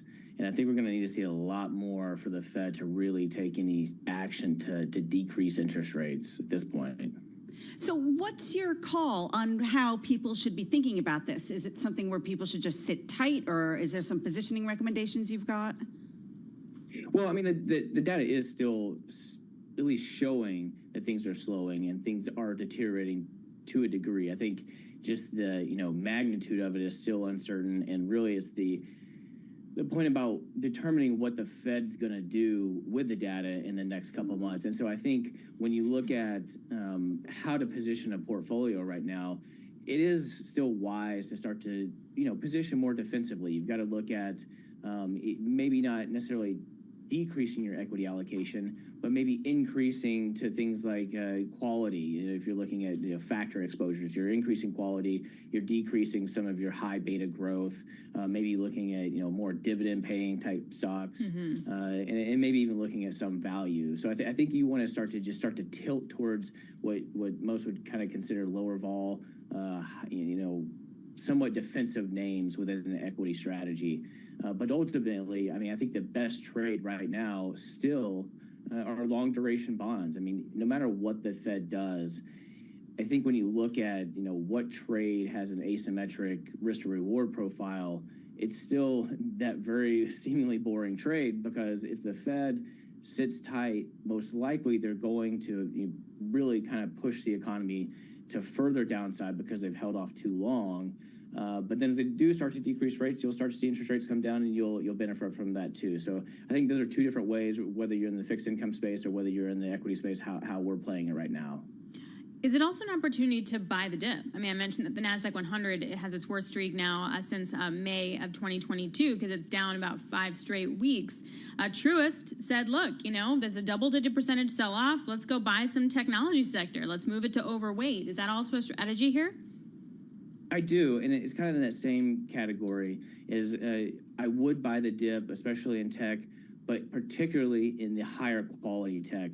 And once again, it probably is more of a, somewhat of a boring trade, but looking at your names like Alphabet, Meta, Microsoft, that's where you want to buy the dip. Where I wouldn't buy the dip are names like Tesla. I'd still be cautious on NVIDIA here, even though there is still momentum. I'd really look at the companies that have a strong business model that can sustain some level of growth, some level of free cash flow, even if we do see the economy roll over. So I think it would be particular in where you're buying the dip and not just outright buying, the market or just buying the NASDAQ. You want to find, pockets of value within the S&P or, wherever you're looking to buy stocks. Can you talk a little bit more, just to dig in a bit to your views on NVIDIA? Because I remember the last quarter when I was on this show, we spoke so much about NVIDIA, and they were just such a bellwether for the AI mania, for the enthusiasm for tech. They're still to come. What is your read on what we're going to see from them? Yeah, I think, look, big tech is starting to decelerate their spend on things like semiconductors, and so that will be somewhat of a weight, a headwind per se to the substantial growth that NVIDIA has seen. So I think this earnings will be a little bit of a tell of what we're going to see in the next few quarters. This quarter will probably be just fine. I don't think you're going to see the results of that. It's really the go forward, the forward guidance, kind of how the conversation goes with management on what they're seeing coming up. And I think we're going to see some level of deceleration. And unfortunately, because of the way NVIDIA's priced, the high valuation, that sets it up for potentially a bigger downside. We obviously saw it with Intel, and I think that's a little bit of a different story. That's just a mess altogether. But the fact that you could see a name like Intel down 25% in one day on earnings, I don't think NVIDIA is, at least, they're not immune from that. If the growth story shows some level of slowing, I think you could see investors move away from that type of name really quickly. Yeah, those stocks aren't supposed to move like that. That was a really intense move. So we're definitely setting ourselves up for a very big last week of August, that's for sure. There's been some question over the last couple of days as to if the sell-off we saw was technical in nature, spurred by we're overbought, the carry trade's unwinding a little bit, we triggered some technical levels, versus an actual growth scare. Where do you come down on that? And I ask that because it also depends on how you look at things like bonds, how you look at things like corporate credit. Yeah, so I think you want to look a little bit deeper than just what the market did, and you got to look at what volatility did and the volatility of that volatility. So, when you look at the VIX spiking the way it did, or if you look at, if you're a bond trader, if you're looking at the MOVE index and you're looking at interest rate volatility, both had significant moves to the upside. And that tells me this was more than just a technical trade. This was really people starting to become fearful of, because this market has had so much momentum to the upside, and because valuations are somewhat stretched, it's hard to know where the bottom is. And so investors tend to, during those periods of time, they tend to be more reactive. And I think that's what we saw last week. It was more that kind of emotional reaction to, okay, is this it? Is this? And I think everyone's still a little bit scarred from 07, 08 and how destructive that was. And by no means is this that type of scenario. But I think you see investors that are quick to want to get out of harm's way. When they start to see the data or the market somewhat deteriorate, they're quicker to get out. I think that's what we saw. So there's probably a technical piece of it, but I do think it was emotional, somewhat fundamental, because people are just scared of, where it could go. And especially if the Fed, if the Fed's going to be slow to react, I think that will increase the fears even more, because we have seen a Fed that's somewhat, they were slow to increase interest rates on the back, at the front end of this cycle when we start. It was clear that inflation was picking up, and they used the transitory narrative. So they were slow to increase interest rates. There is a fear that they're going to be slow to decrease interest rates, and maybe they wait too long. And so that's what we're starting to see, the market trying to just digest all of that information coming to them at once. And that's why you saw such a big reaction just on a couple of data points. Can we shift the conversation a little bit over to corporate credit and other areas of the credit markets? Because I've been looking at this over the whole year, and we've just seen corporate spreads grind tighter and tighter and tighter. But also at the same time, a lot of money go into other safety plays like mortgage-backed securities. So can you talk a little bit about what the relative value is there, though? Because I was looking at a chart earlier this week, and the returns for corporate credit have just absolutely fallen off a cliff, whereas mortgage-backs have really held up. Yeah, so I mean, part of that is that's the risk portion of where you are in the kind of bond spectrum, whether you're in a treasury, a mortgage, or just flat out credit. And I think what you're seeing with, like you said, credit returns falling off a cliff really is that they're not immune to the reactions of the market like you saw in the equity markets, especially in high yield bonds. They become quite correlated when things are moving to the downside and volatility picks up. So it's no different here. When you're looking at a mortgage-backed security, these are still very high quality assets. They don't have the duration moves that like a treasury would, but they tend to be very stable during periods like this where there is heightened volatility. So that's why we like these in a portfolio, because you pick up that additional yield coupon over a treasury, but you have more stability like you would see out of a treasury. All right, Adam, gotta leave it there. Thanks a lot. Appreciate it. Adam Coons, Chief Portfolio Manager at Winthrop Capital Management. Coming up, we're gonna talk to Sean Donnan. He's Bloomberg News Senior Economics Writer on the big take story of the day. It's swing state economic realities can shape the U.S. election. We'll break down that as well. All right, now let's get to you some world and national news. And on this Friday, we go to John Tucker. John. All right, Alex, tornado watches have been posted as the remnants of Debbie move up the East Coast. And Bloomberg meteorologist Rob Carolyn says the rain is as much a concern as the winds. We're seeing numerous flash flood watches and even some flash flood warnings now stretching up the Shenandoah River Valley into Pennsylvania and central New York. A lot of the warnings that we've seen for flooding have been occurring around the Washington, D.C. area, northward of Washington, and then up towards the areas west of Philadelphia. Forecasters now also watching an area of thunderstorms and showers in the central Atlantic between the Caribbean and Africa that has a 60% chance of becoming the season's next named storm. Kamala Harris receiving some major support coming out of Silicon Valley. That story this morning from Bloomberg's Ed Baxter. A group of about 1,200 technology workers has pledged to back her ticket. Tech for Kamala, in a public letter calling Harris an archetypical innovator and champion of technology who worked to access STEM education, promote entrepreneurship, and close the digital equity gap. People who signed the letter did so in personal capacities, not representing companies, but they come from companies including Apple, Meta, and Salesforce. It says it wants to mobilize the community of over 7 million workers. In San Francisco, Ed Baxter, Bloomberg Radio. Ukraine says it carried out a drone strike on a military airfield in Russia's western region, expanding the reach of its assaults on Russian territory for a fourth day. And a third teenager has been arrested in connection with that foiled attack at the now canceled Taylor Swift concerts in Vienna. The 18-year-old taken into custody after allegedly being in contact with the main suspects. Authorities say the plot appeared to be inspired by Islamic State and Al-Qaeda. Global news 24 hours a day. Whatever you want it with Bloomberg News Now. I'm John Tucker, and this is Bloomberg.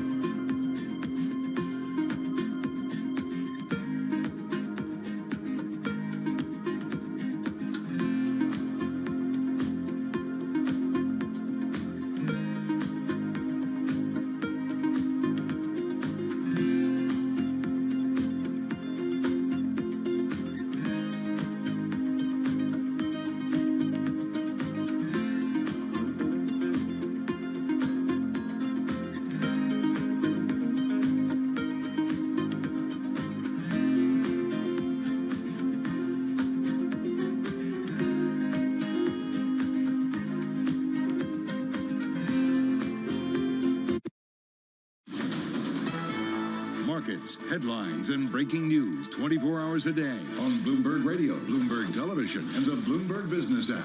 This is a Bloomberg Business Flash. From the Bloomberg Interactive Broker Studio, I'm Lisa Mateo. Well, it looks like that better-than-expected jobless claims report yesterday kind of losing its excitement. It gave the markets a good jolt yesterday, but this morning, not so much movement. We have the NASDAQ down 0.2%, 35 points. The Dow down 0.1%, 46 points. The S&P 500, little change, down about a point. No economic data set for today. Now investors, well, they look to next week, to the report on U.S. consumer prices. In June, the Consumer Price Index, it posted the first drop in 2 years after showing no change in May. Bloomberg Economics anticipates another soft July reading. We get CPI data Wednesday, retail sales on Thursday. We head over to the bond market. The 2-year yield, 4.02%. That's down 2 basis points. The yield on the 10-year, 3.93%, and that's down 5 basis points. Spot gold higher, $2,431 an ounce. Brent crude, $79 a barrel. WTI crude, $76 a barrel. The Mac getting smaller. Apple planning a new version of the Mac Mini. That'll be its smallest desktop computer yet. It's about the size of an Apple set-top box. Bloomberg reports it's due out later this year. Apple shares, well, they're up about 0.5%. And it's about time. Gap, it says it's going to change its ticker symbol from GPS to GAP, August 22nd. There you go. That is your Bloomberg Business Flash. Alex and Jen. Thanks so much, Lisa Mateo. I'm Alex Steele alongside Jen Ryan. Paul Sweeney is non-sunning himself on the beach on this Friday. This is Bloomberg Intelligence Radio. We bring you all the news in business, economic, and finance through our lens of our Bloomberg Intelligence folks. They cover 2,000 companies and 130 industries worldwide. We also love checking in with Bloomberg News. They do amazing work, in particular, the Big Take. They really go deep into stories that we need to know that are really important, whether you're in the markets or whether you just live in the world as a person. And one of them really deals with the election here in the United States, but from an economic point of view. Sean Donnan, Bloomberg News senior economics writer, is joining us. And this big take is the swing state economic realities shaping the U.S. election. We can talk about the drama that's unfolded over the last month all we want, but the economics are going to win, Sean. What did you guys find in this exploration for the big take? Yeah, look, poll after poll shows the economy is the top issue on voters' minds, even as we've had all the turmoil in the candidate ranks in recent weeks. So we took a deep dive into the 7 swing states that are really going to decide this election and look at the economy there. And what you find is that as a group, that battleground economy, as we call it, has been growing more slowly than the rest of the United States. Since 2019, effectively. In other words, as a group, it's had a slower recovery from the pandemic recession than the rest of the United States. Now, there are outliers within that. Arizona is a much happier story on the economy than a place like Wisconsin. But really, when we think about what we get from voters is that they care about the economy. We look at the states that are going to matter most in the election, these swing states, and we look at what's happening in the economy there. And the reality is it's a different economic picture than what you've seen in the rest of the United States. And that could be an obstacle for Kamala Harris, Vice President Harris, as she kind of wears the legacy of the Biden administration in the last few years in the economy and takes that into November. Are there any common threads that tie these swing states together that would explain why it is that they're struggling so much with growth versus the rest of the nation? I mean, they'll all have their own unique stories, but is there anything that they've got in common? Look, I mean, the thing that they have in common this year is simply politics, right? I mean, these are, for different reasons, these are the 7 swing states that both sides see as the real battleground. But if you can split the states into the 7 into 2 different groups. You have what are called the blue wall states, the old industrial states, and the common theme there is a higher dependency on manufacturing. They have not seen the big boost in manufacturing jobs that some other states have seen in recent years, and they've seen much slower growth as a group. In fact, that those blue wall states grew at just 1/3 of the rate of the rest of the United States. When you account for population changes and inflation changes and look at what we call real GDP per capita. On the other side, you have the Sun Belt states like Arizona and Nevada and places like North Carolina and Georgia, which have seen a much happier story in terms of manufacturing employment. We've seen semiconductor plants go into Arizona. We've seen new manufacturing jobs go into Nevada, North Carolina, and Georgia, which is a big beneficiary of big electric vehicle investments. But you see another thing dragging on the economies there, or certainly on voters' minds there, and that is housing prices in those places are really going crazy. We went to Washoe County in Nevada, which is up where Reno is.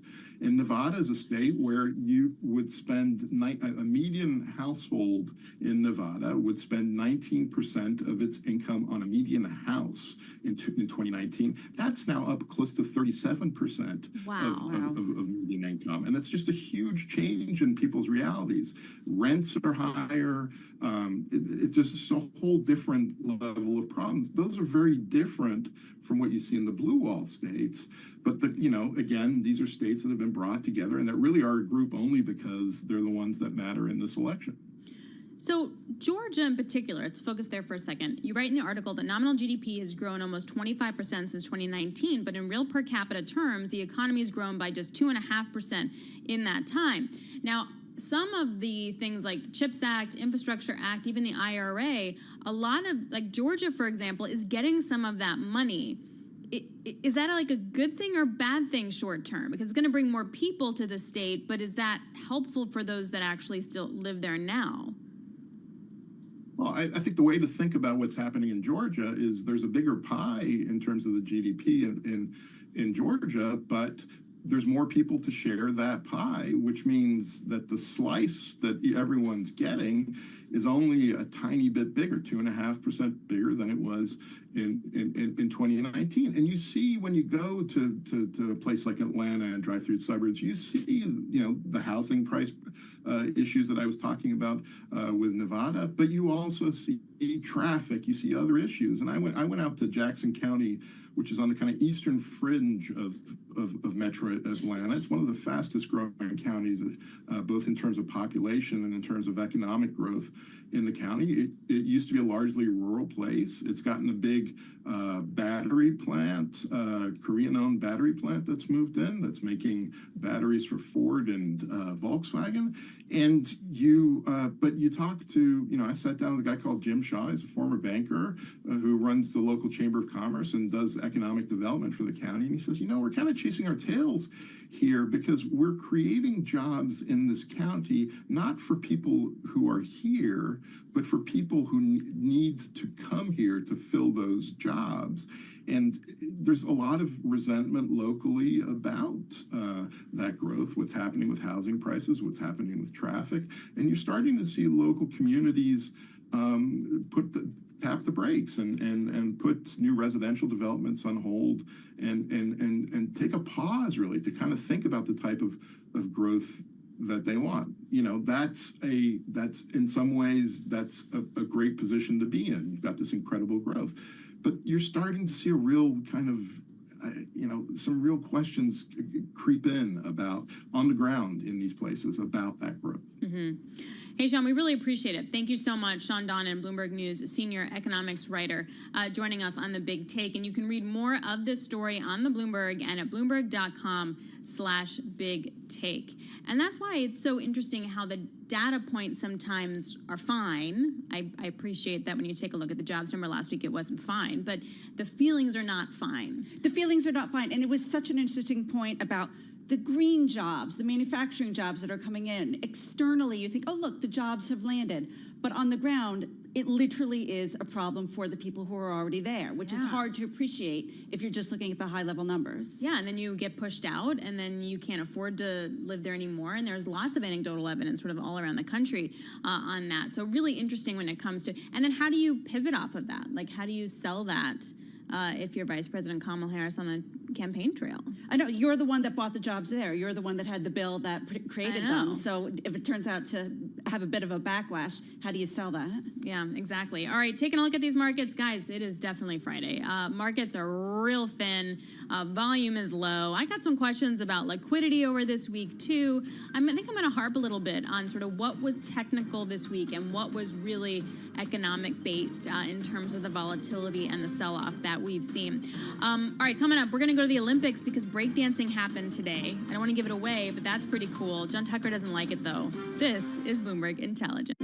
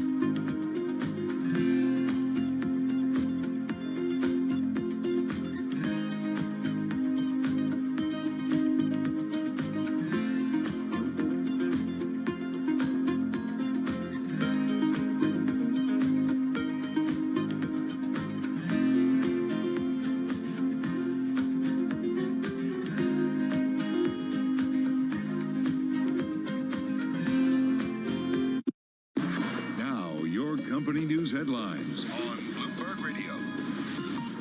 From the Bloomberg Interactive Broker Studio, I'm Lisa Mateo. Shares of Paramount Global are higher. They're up, about 3% right now after some mixed results in its latest quarter. Bloomberg's Jess Menton has the breakdown. It did beat adjusted EPS estimates in the second quarter. It also took on an impairment charge about $5.98 billion on its cable networks, and it did announce a 15% cut to its U.S. workforce there. Now, this comes after Warner Brothers posted a nearly $10 billion quarterly loss, and that was mostly due to a write-down of value of its cable networks.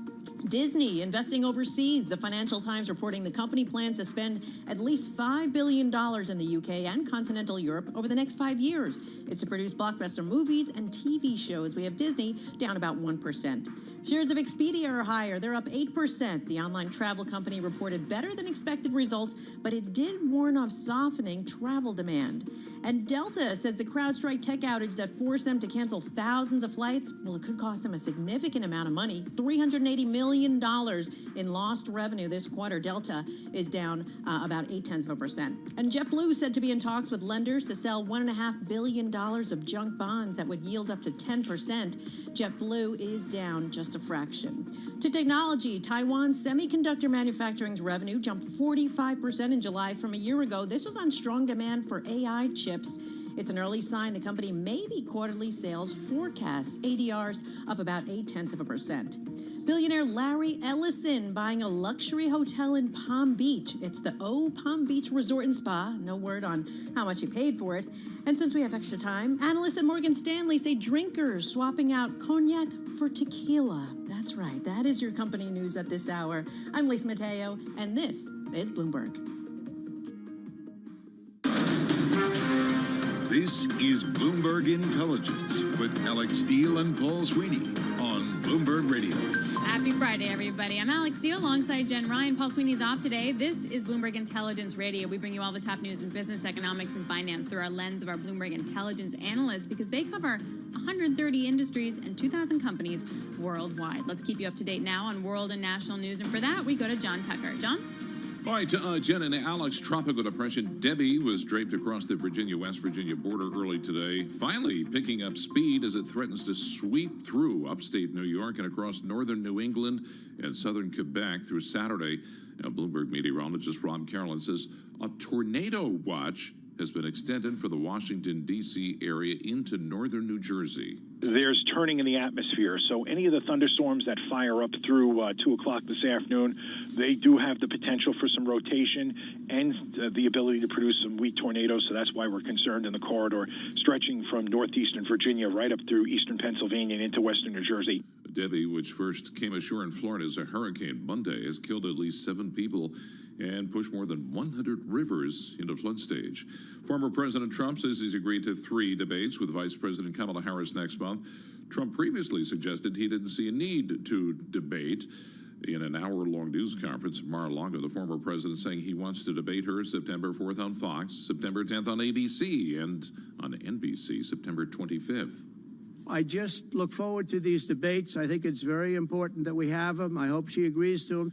After former President Trump's news conference, Vice President Harris said she already has agreed to one of them. I'm glad that he's finally agreed to a debate on September 10th. I'm looking forward to it, and hope he shows up. But a Harris campaign official says the vice president won't agree to an earlier debate on Fox. The UK government considering tightening online hate speech laws after provocations from figures including Elon Musk during 2 weeks of riots. Bloomberg has learned the government met social media executives earlier this week and is looking at introducing legal levers to force moderation of harmful content. And from the weird file, this one from the Journal, reporting in Alma, Michigan this weekend, a new multidiscipline competition, the first of its kind in the U.S., where a growing number of mostly young girls taking up a niche sport, hobby horse riding. The contest, slated to last 8 hours, features 7 disciplines, including dressage. That's a horse thing. What? There's a weird video on this, too.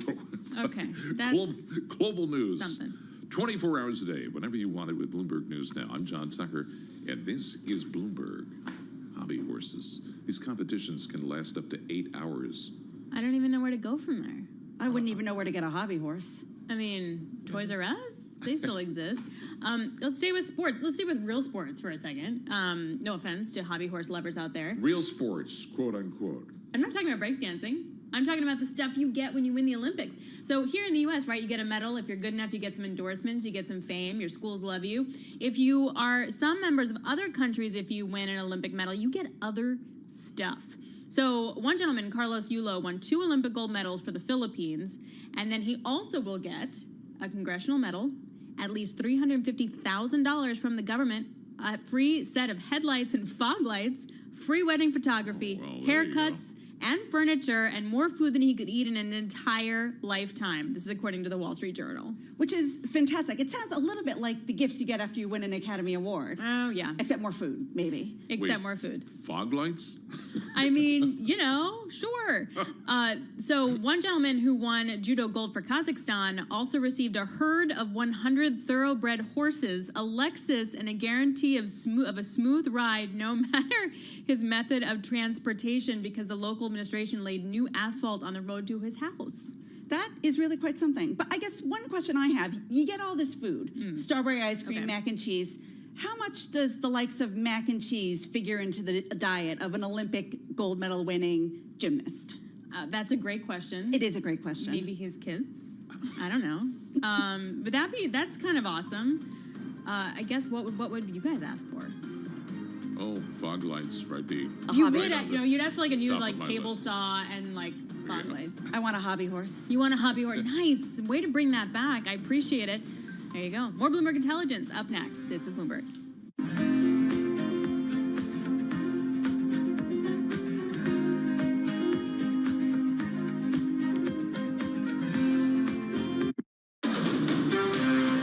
This is Bloomberg Intelligence with Alex Steele and Paul Sweeney. The real outperformance has been the U.S. corporate high yield. Are the companies lean enough? Have they trimmed all the fat? The semiconductor business is a really cyclical business. Breaking market headlines and corporate news from across the globe. Do investors like the M&A that we've seen? These are two big-time blue-chip companies. The window between the peak and cut changing super fast. Bloomberg Intelligence with Alex Steele and Paul Sweeney on Bloomberg Radio. Happy Friday, everybody. We made it to the end of the week. I'm Alex Steele alongside Jen Ryan. Paul Sweeney is off today. This is Bloomberg Intelligence Radio. We got quite an hour lined up for you right now. Dan Ives, Managing Director and Senior Equity Analyst over at Wedbush Securities, is going to join us on TSMC. I should also point out that Reuters is publishing a headline that Cisco is going to lay off thousands of workers in a second job cut this year. It could be similar to that first round that we saw, so we'll get you more updates on that. Plus, it's Munis in Focus. I've been prepping all week. We're going to talk to our Bloomberg Municipal Finance reporter to discuss what the volatility in the markets this week did to the muni market.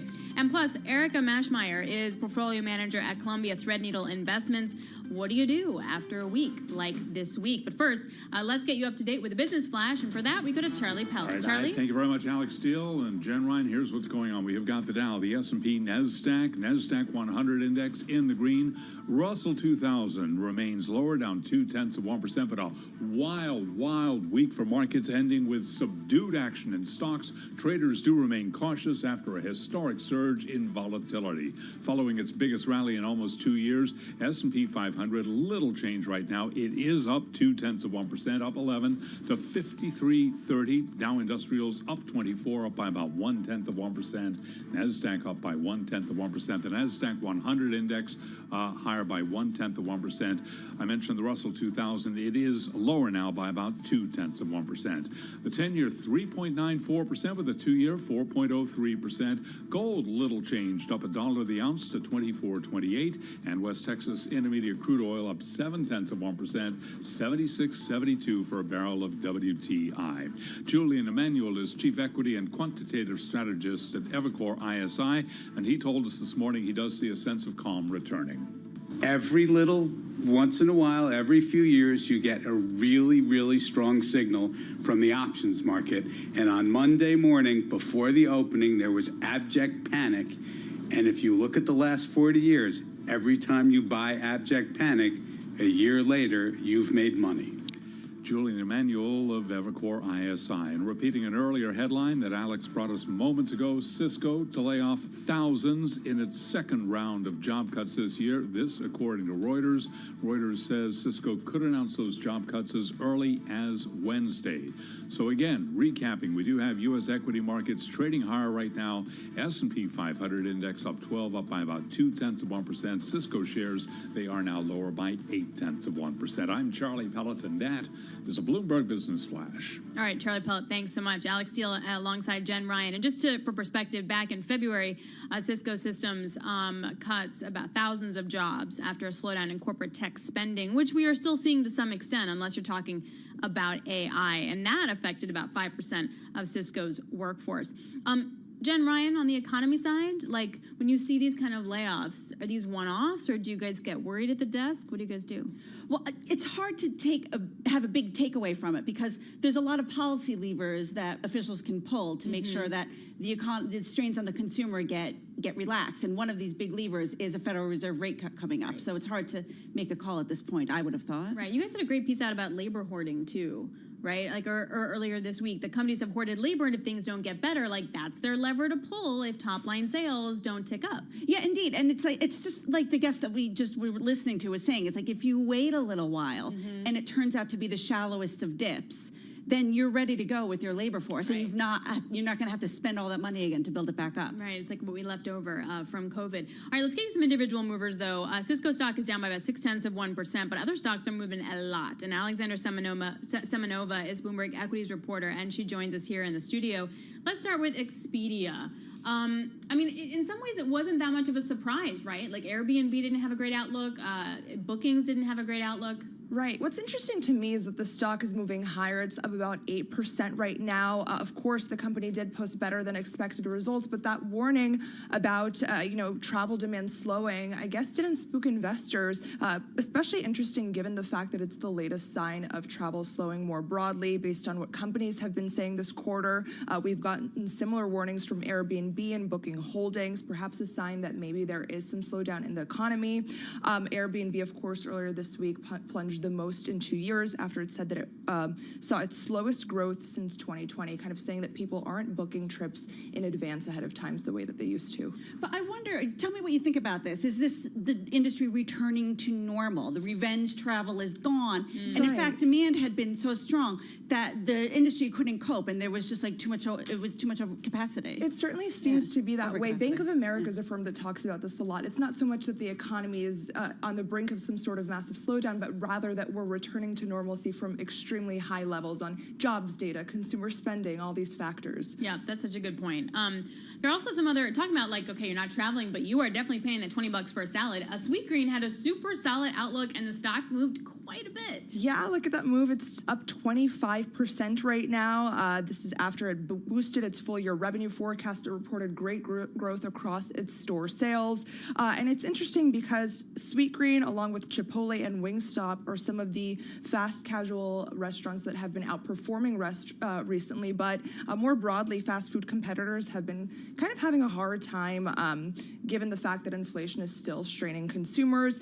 In fact, TD Cowen said that the company is participating in the fast casual subsegment outperformance in an otherwise challenging restaurant industry backdrop. So Sweetgreen, a bright spot in an otherwise kind of challenged sector right now. Yeah, I wonder if their target consumer is sort of the right kind of consumer for this environment, because we've seen a lot of data come out about lower income consumers getting squeezed, but that's not who their target is. Right. I guess a lot of office workers with white collar jobs and perhaps consumers that do have more money and have the money to spend on a $25 salad, because those prices certainly have been going up. Okay, I've heard so many different reports. Like you say 20, Matt Miller was like, I've never paid 20s for a salad. Alex is saying 25. None of this is making me want to go to Sweetgreen. I guess it depends what you got. I guess that's a good you point. Like a lot of toppings. All right, let's round it out here with Paramount. So also had a write down, just like Warner Brothers Discovery, on their TV linear side in terms of ad sales. Yet, if I'm not mistaken, the stock is actually up today by about 2%. Yeah, so it actually paired that move a little bit. It was up as much as 6% earlier in the day because it did beat profit estimates. But it is interesting, Alex, as you note, that $6 billion write-down on its cable networks. That includes Nickelodeon, MTV, and other channels. And this is a broader sign of course, weakness in the TV industry. I mean, I don't know how many people are still watching cable. Everyone has all these streaming service subscriptions. Oh, yeah. Actually, Jen, are you going to get a cable thingamajig when you move into your new place? Absolutely not. No, just straight up Wi-Fi and streaming? Not even a landline. Yeah, oh yeah, landline. What's that? I think, but to your point, I mean, some people do, but then it also gets confusing. Like, where do I watch certain things? I have all the apps, and I have no idea where to find stuff anymore. Now we have all these apps, the Netflix, the HBO. It's almost as if we have basically cable again, all over again. You know what they should do? They should bundle that. Exactly.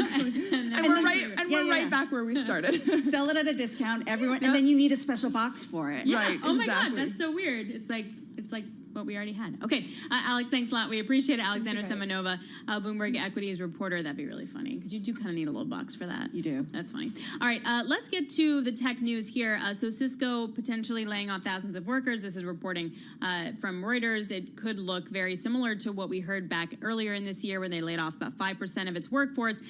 Dan Ives staying up late for us, managing director and senior equity analyst at Wedbush Securities. He's in Tokyo. He's been a real trooper, staying up quite late. Hey, Dan, what do you make of this headline from Reuters that Cisco could lay off thousands in their second job cut this year?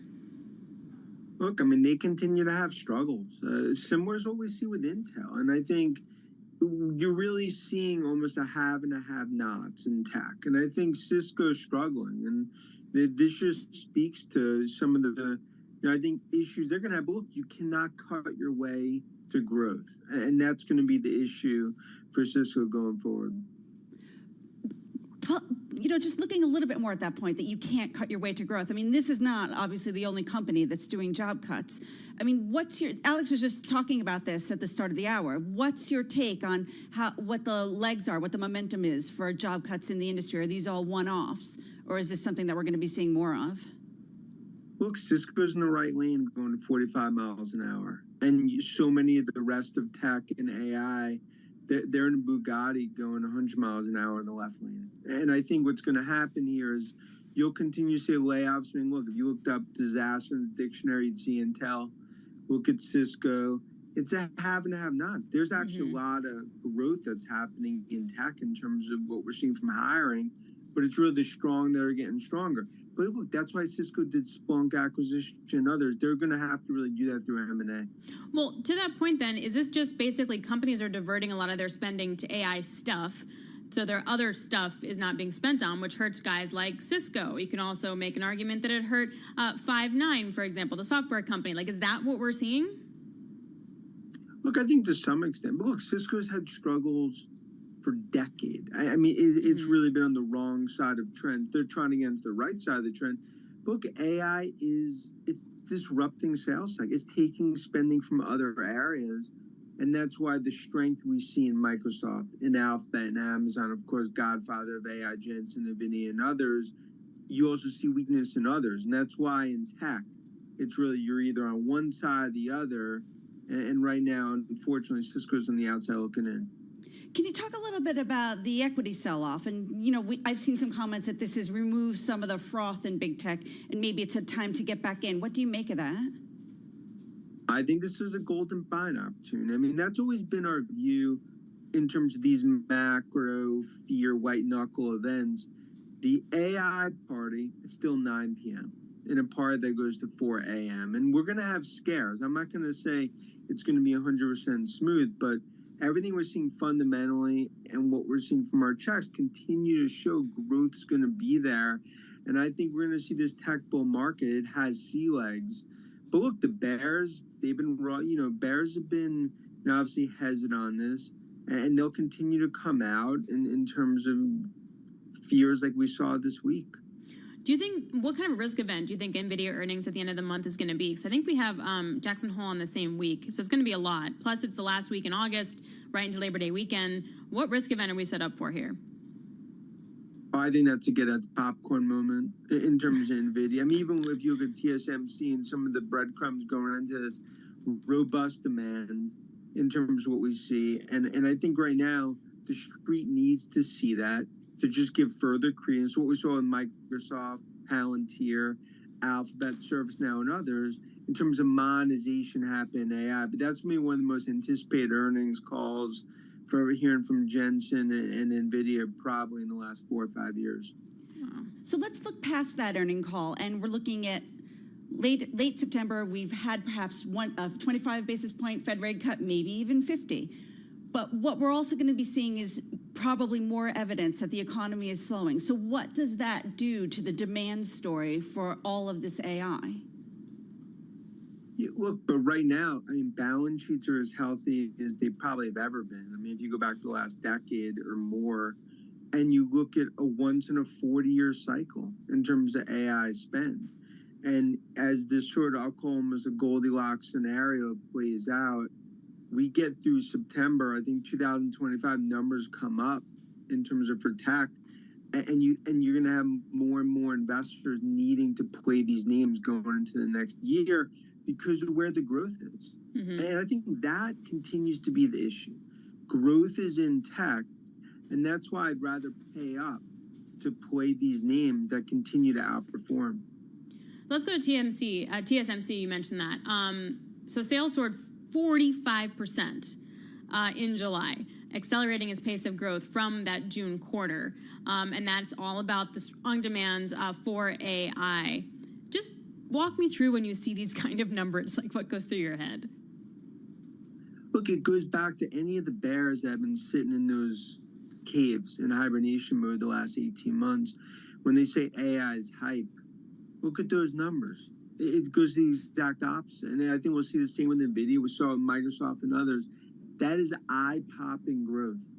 That speaks to the demand story that's happening. You contrast that with Cisco and others.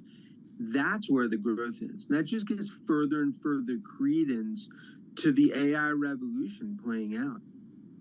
So looking further ahead. Oh, she's like going like 2025. She's No. You went through the rate cut. I went through the rate cut. No, there's one more event in 2024 okay. that I would like to discuss. Uh-huh. Presidential election. Is this something that the AI play even cares about? Or is it just kind of, let's just make sure everything goes smoothly and then we continue with business as normal? Well, I think it does, because ultimately, if a Trump, presidency, if that ultimately happened, I mean, that you could argue that would be maybe negative for the AI trade in terms of tariffs, what that could do to China, U.S.-China cold tech war. A Harris ticket getting in would probably be more bullish for tech, and especially even on tech M&A, I think it would be probably positive there, depending on what happens at FTC and Con. So you could argue that that's something that the market's trying to figure out in terms of this Trump trade potentially reversing, and now what that means for Harris. But in terms of AI, the biggest issue comes down to China. Mm-hmm. Harris ultimately would probably be a little more bullish relative to that, similar to what we've seen. Trump would be negative.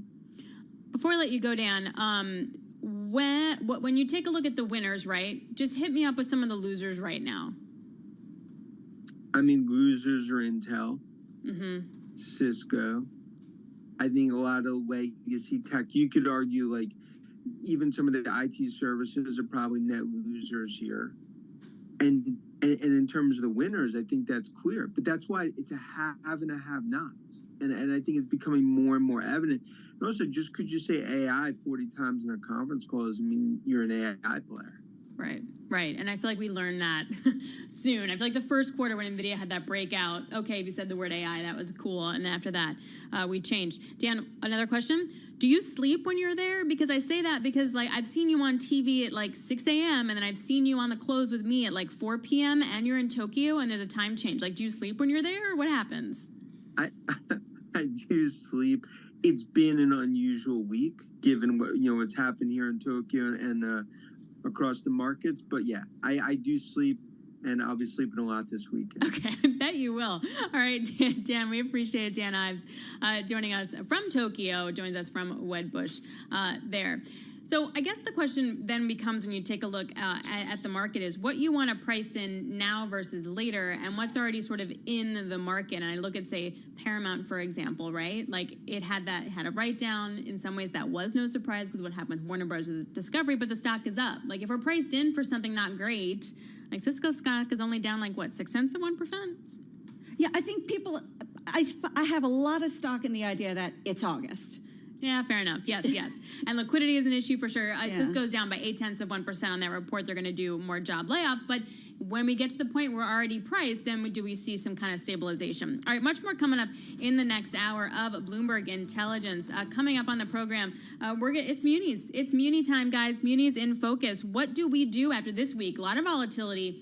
You have trading volume now thinning. How did that wind up affecting the muni market? We're also going to talk to Woo-Jin Ho, a Bloomberg Intelligence Senior Technology Analyst on Cisco and sort of the real why behind that.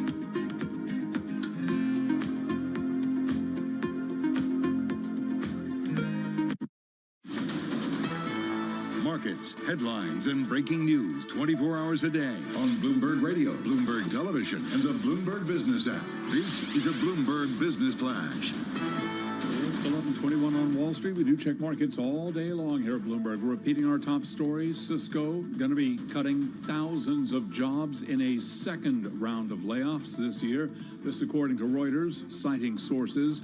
According to that Reuters report, the number of people affected could be similar to or slightly higher than the 4,000 employees that Cisco laid off in February.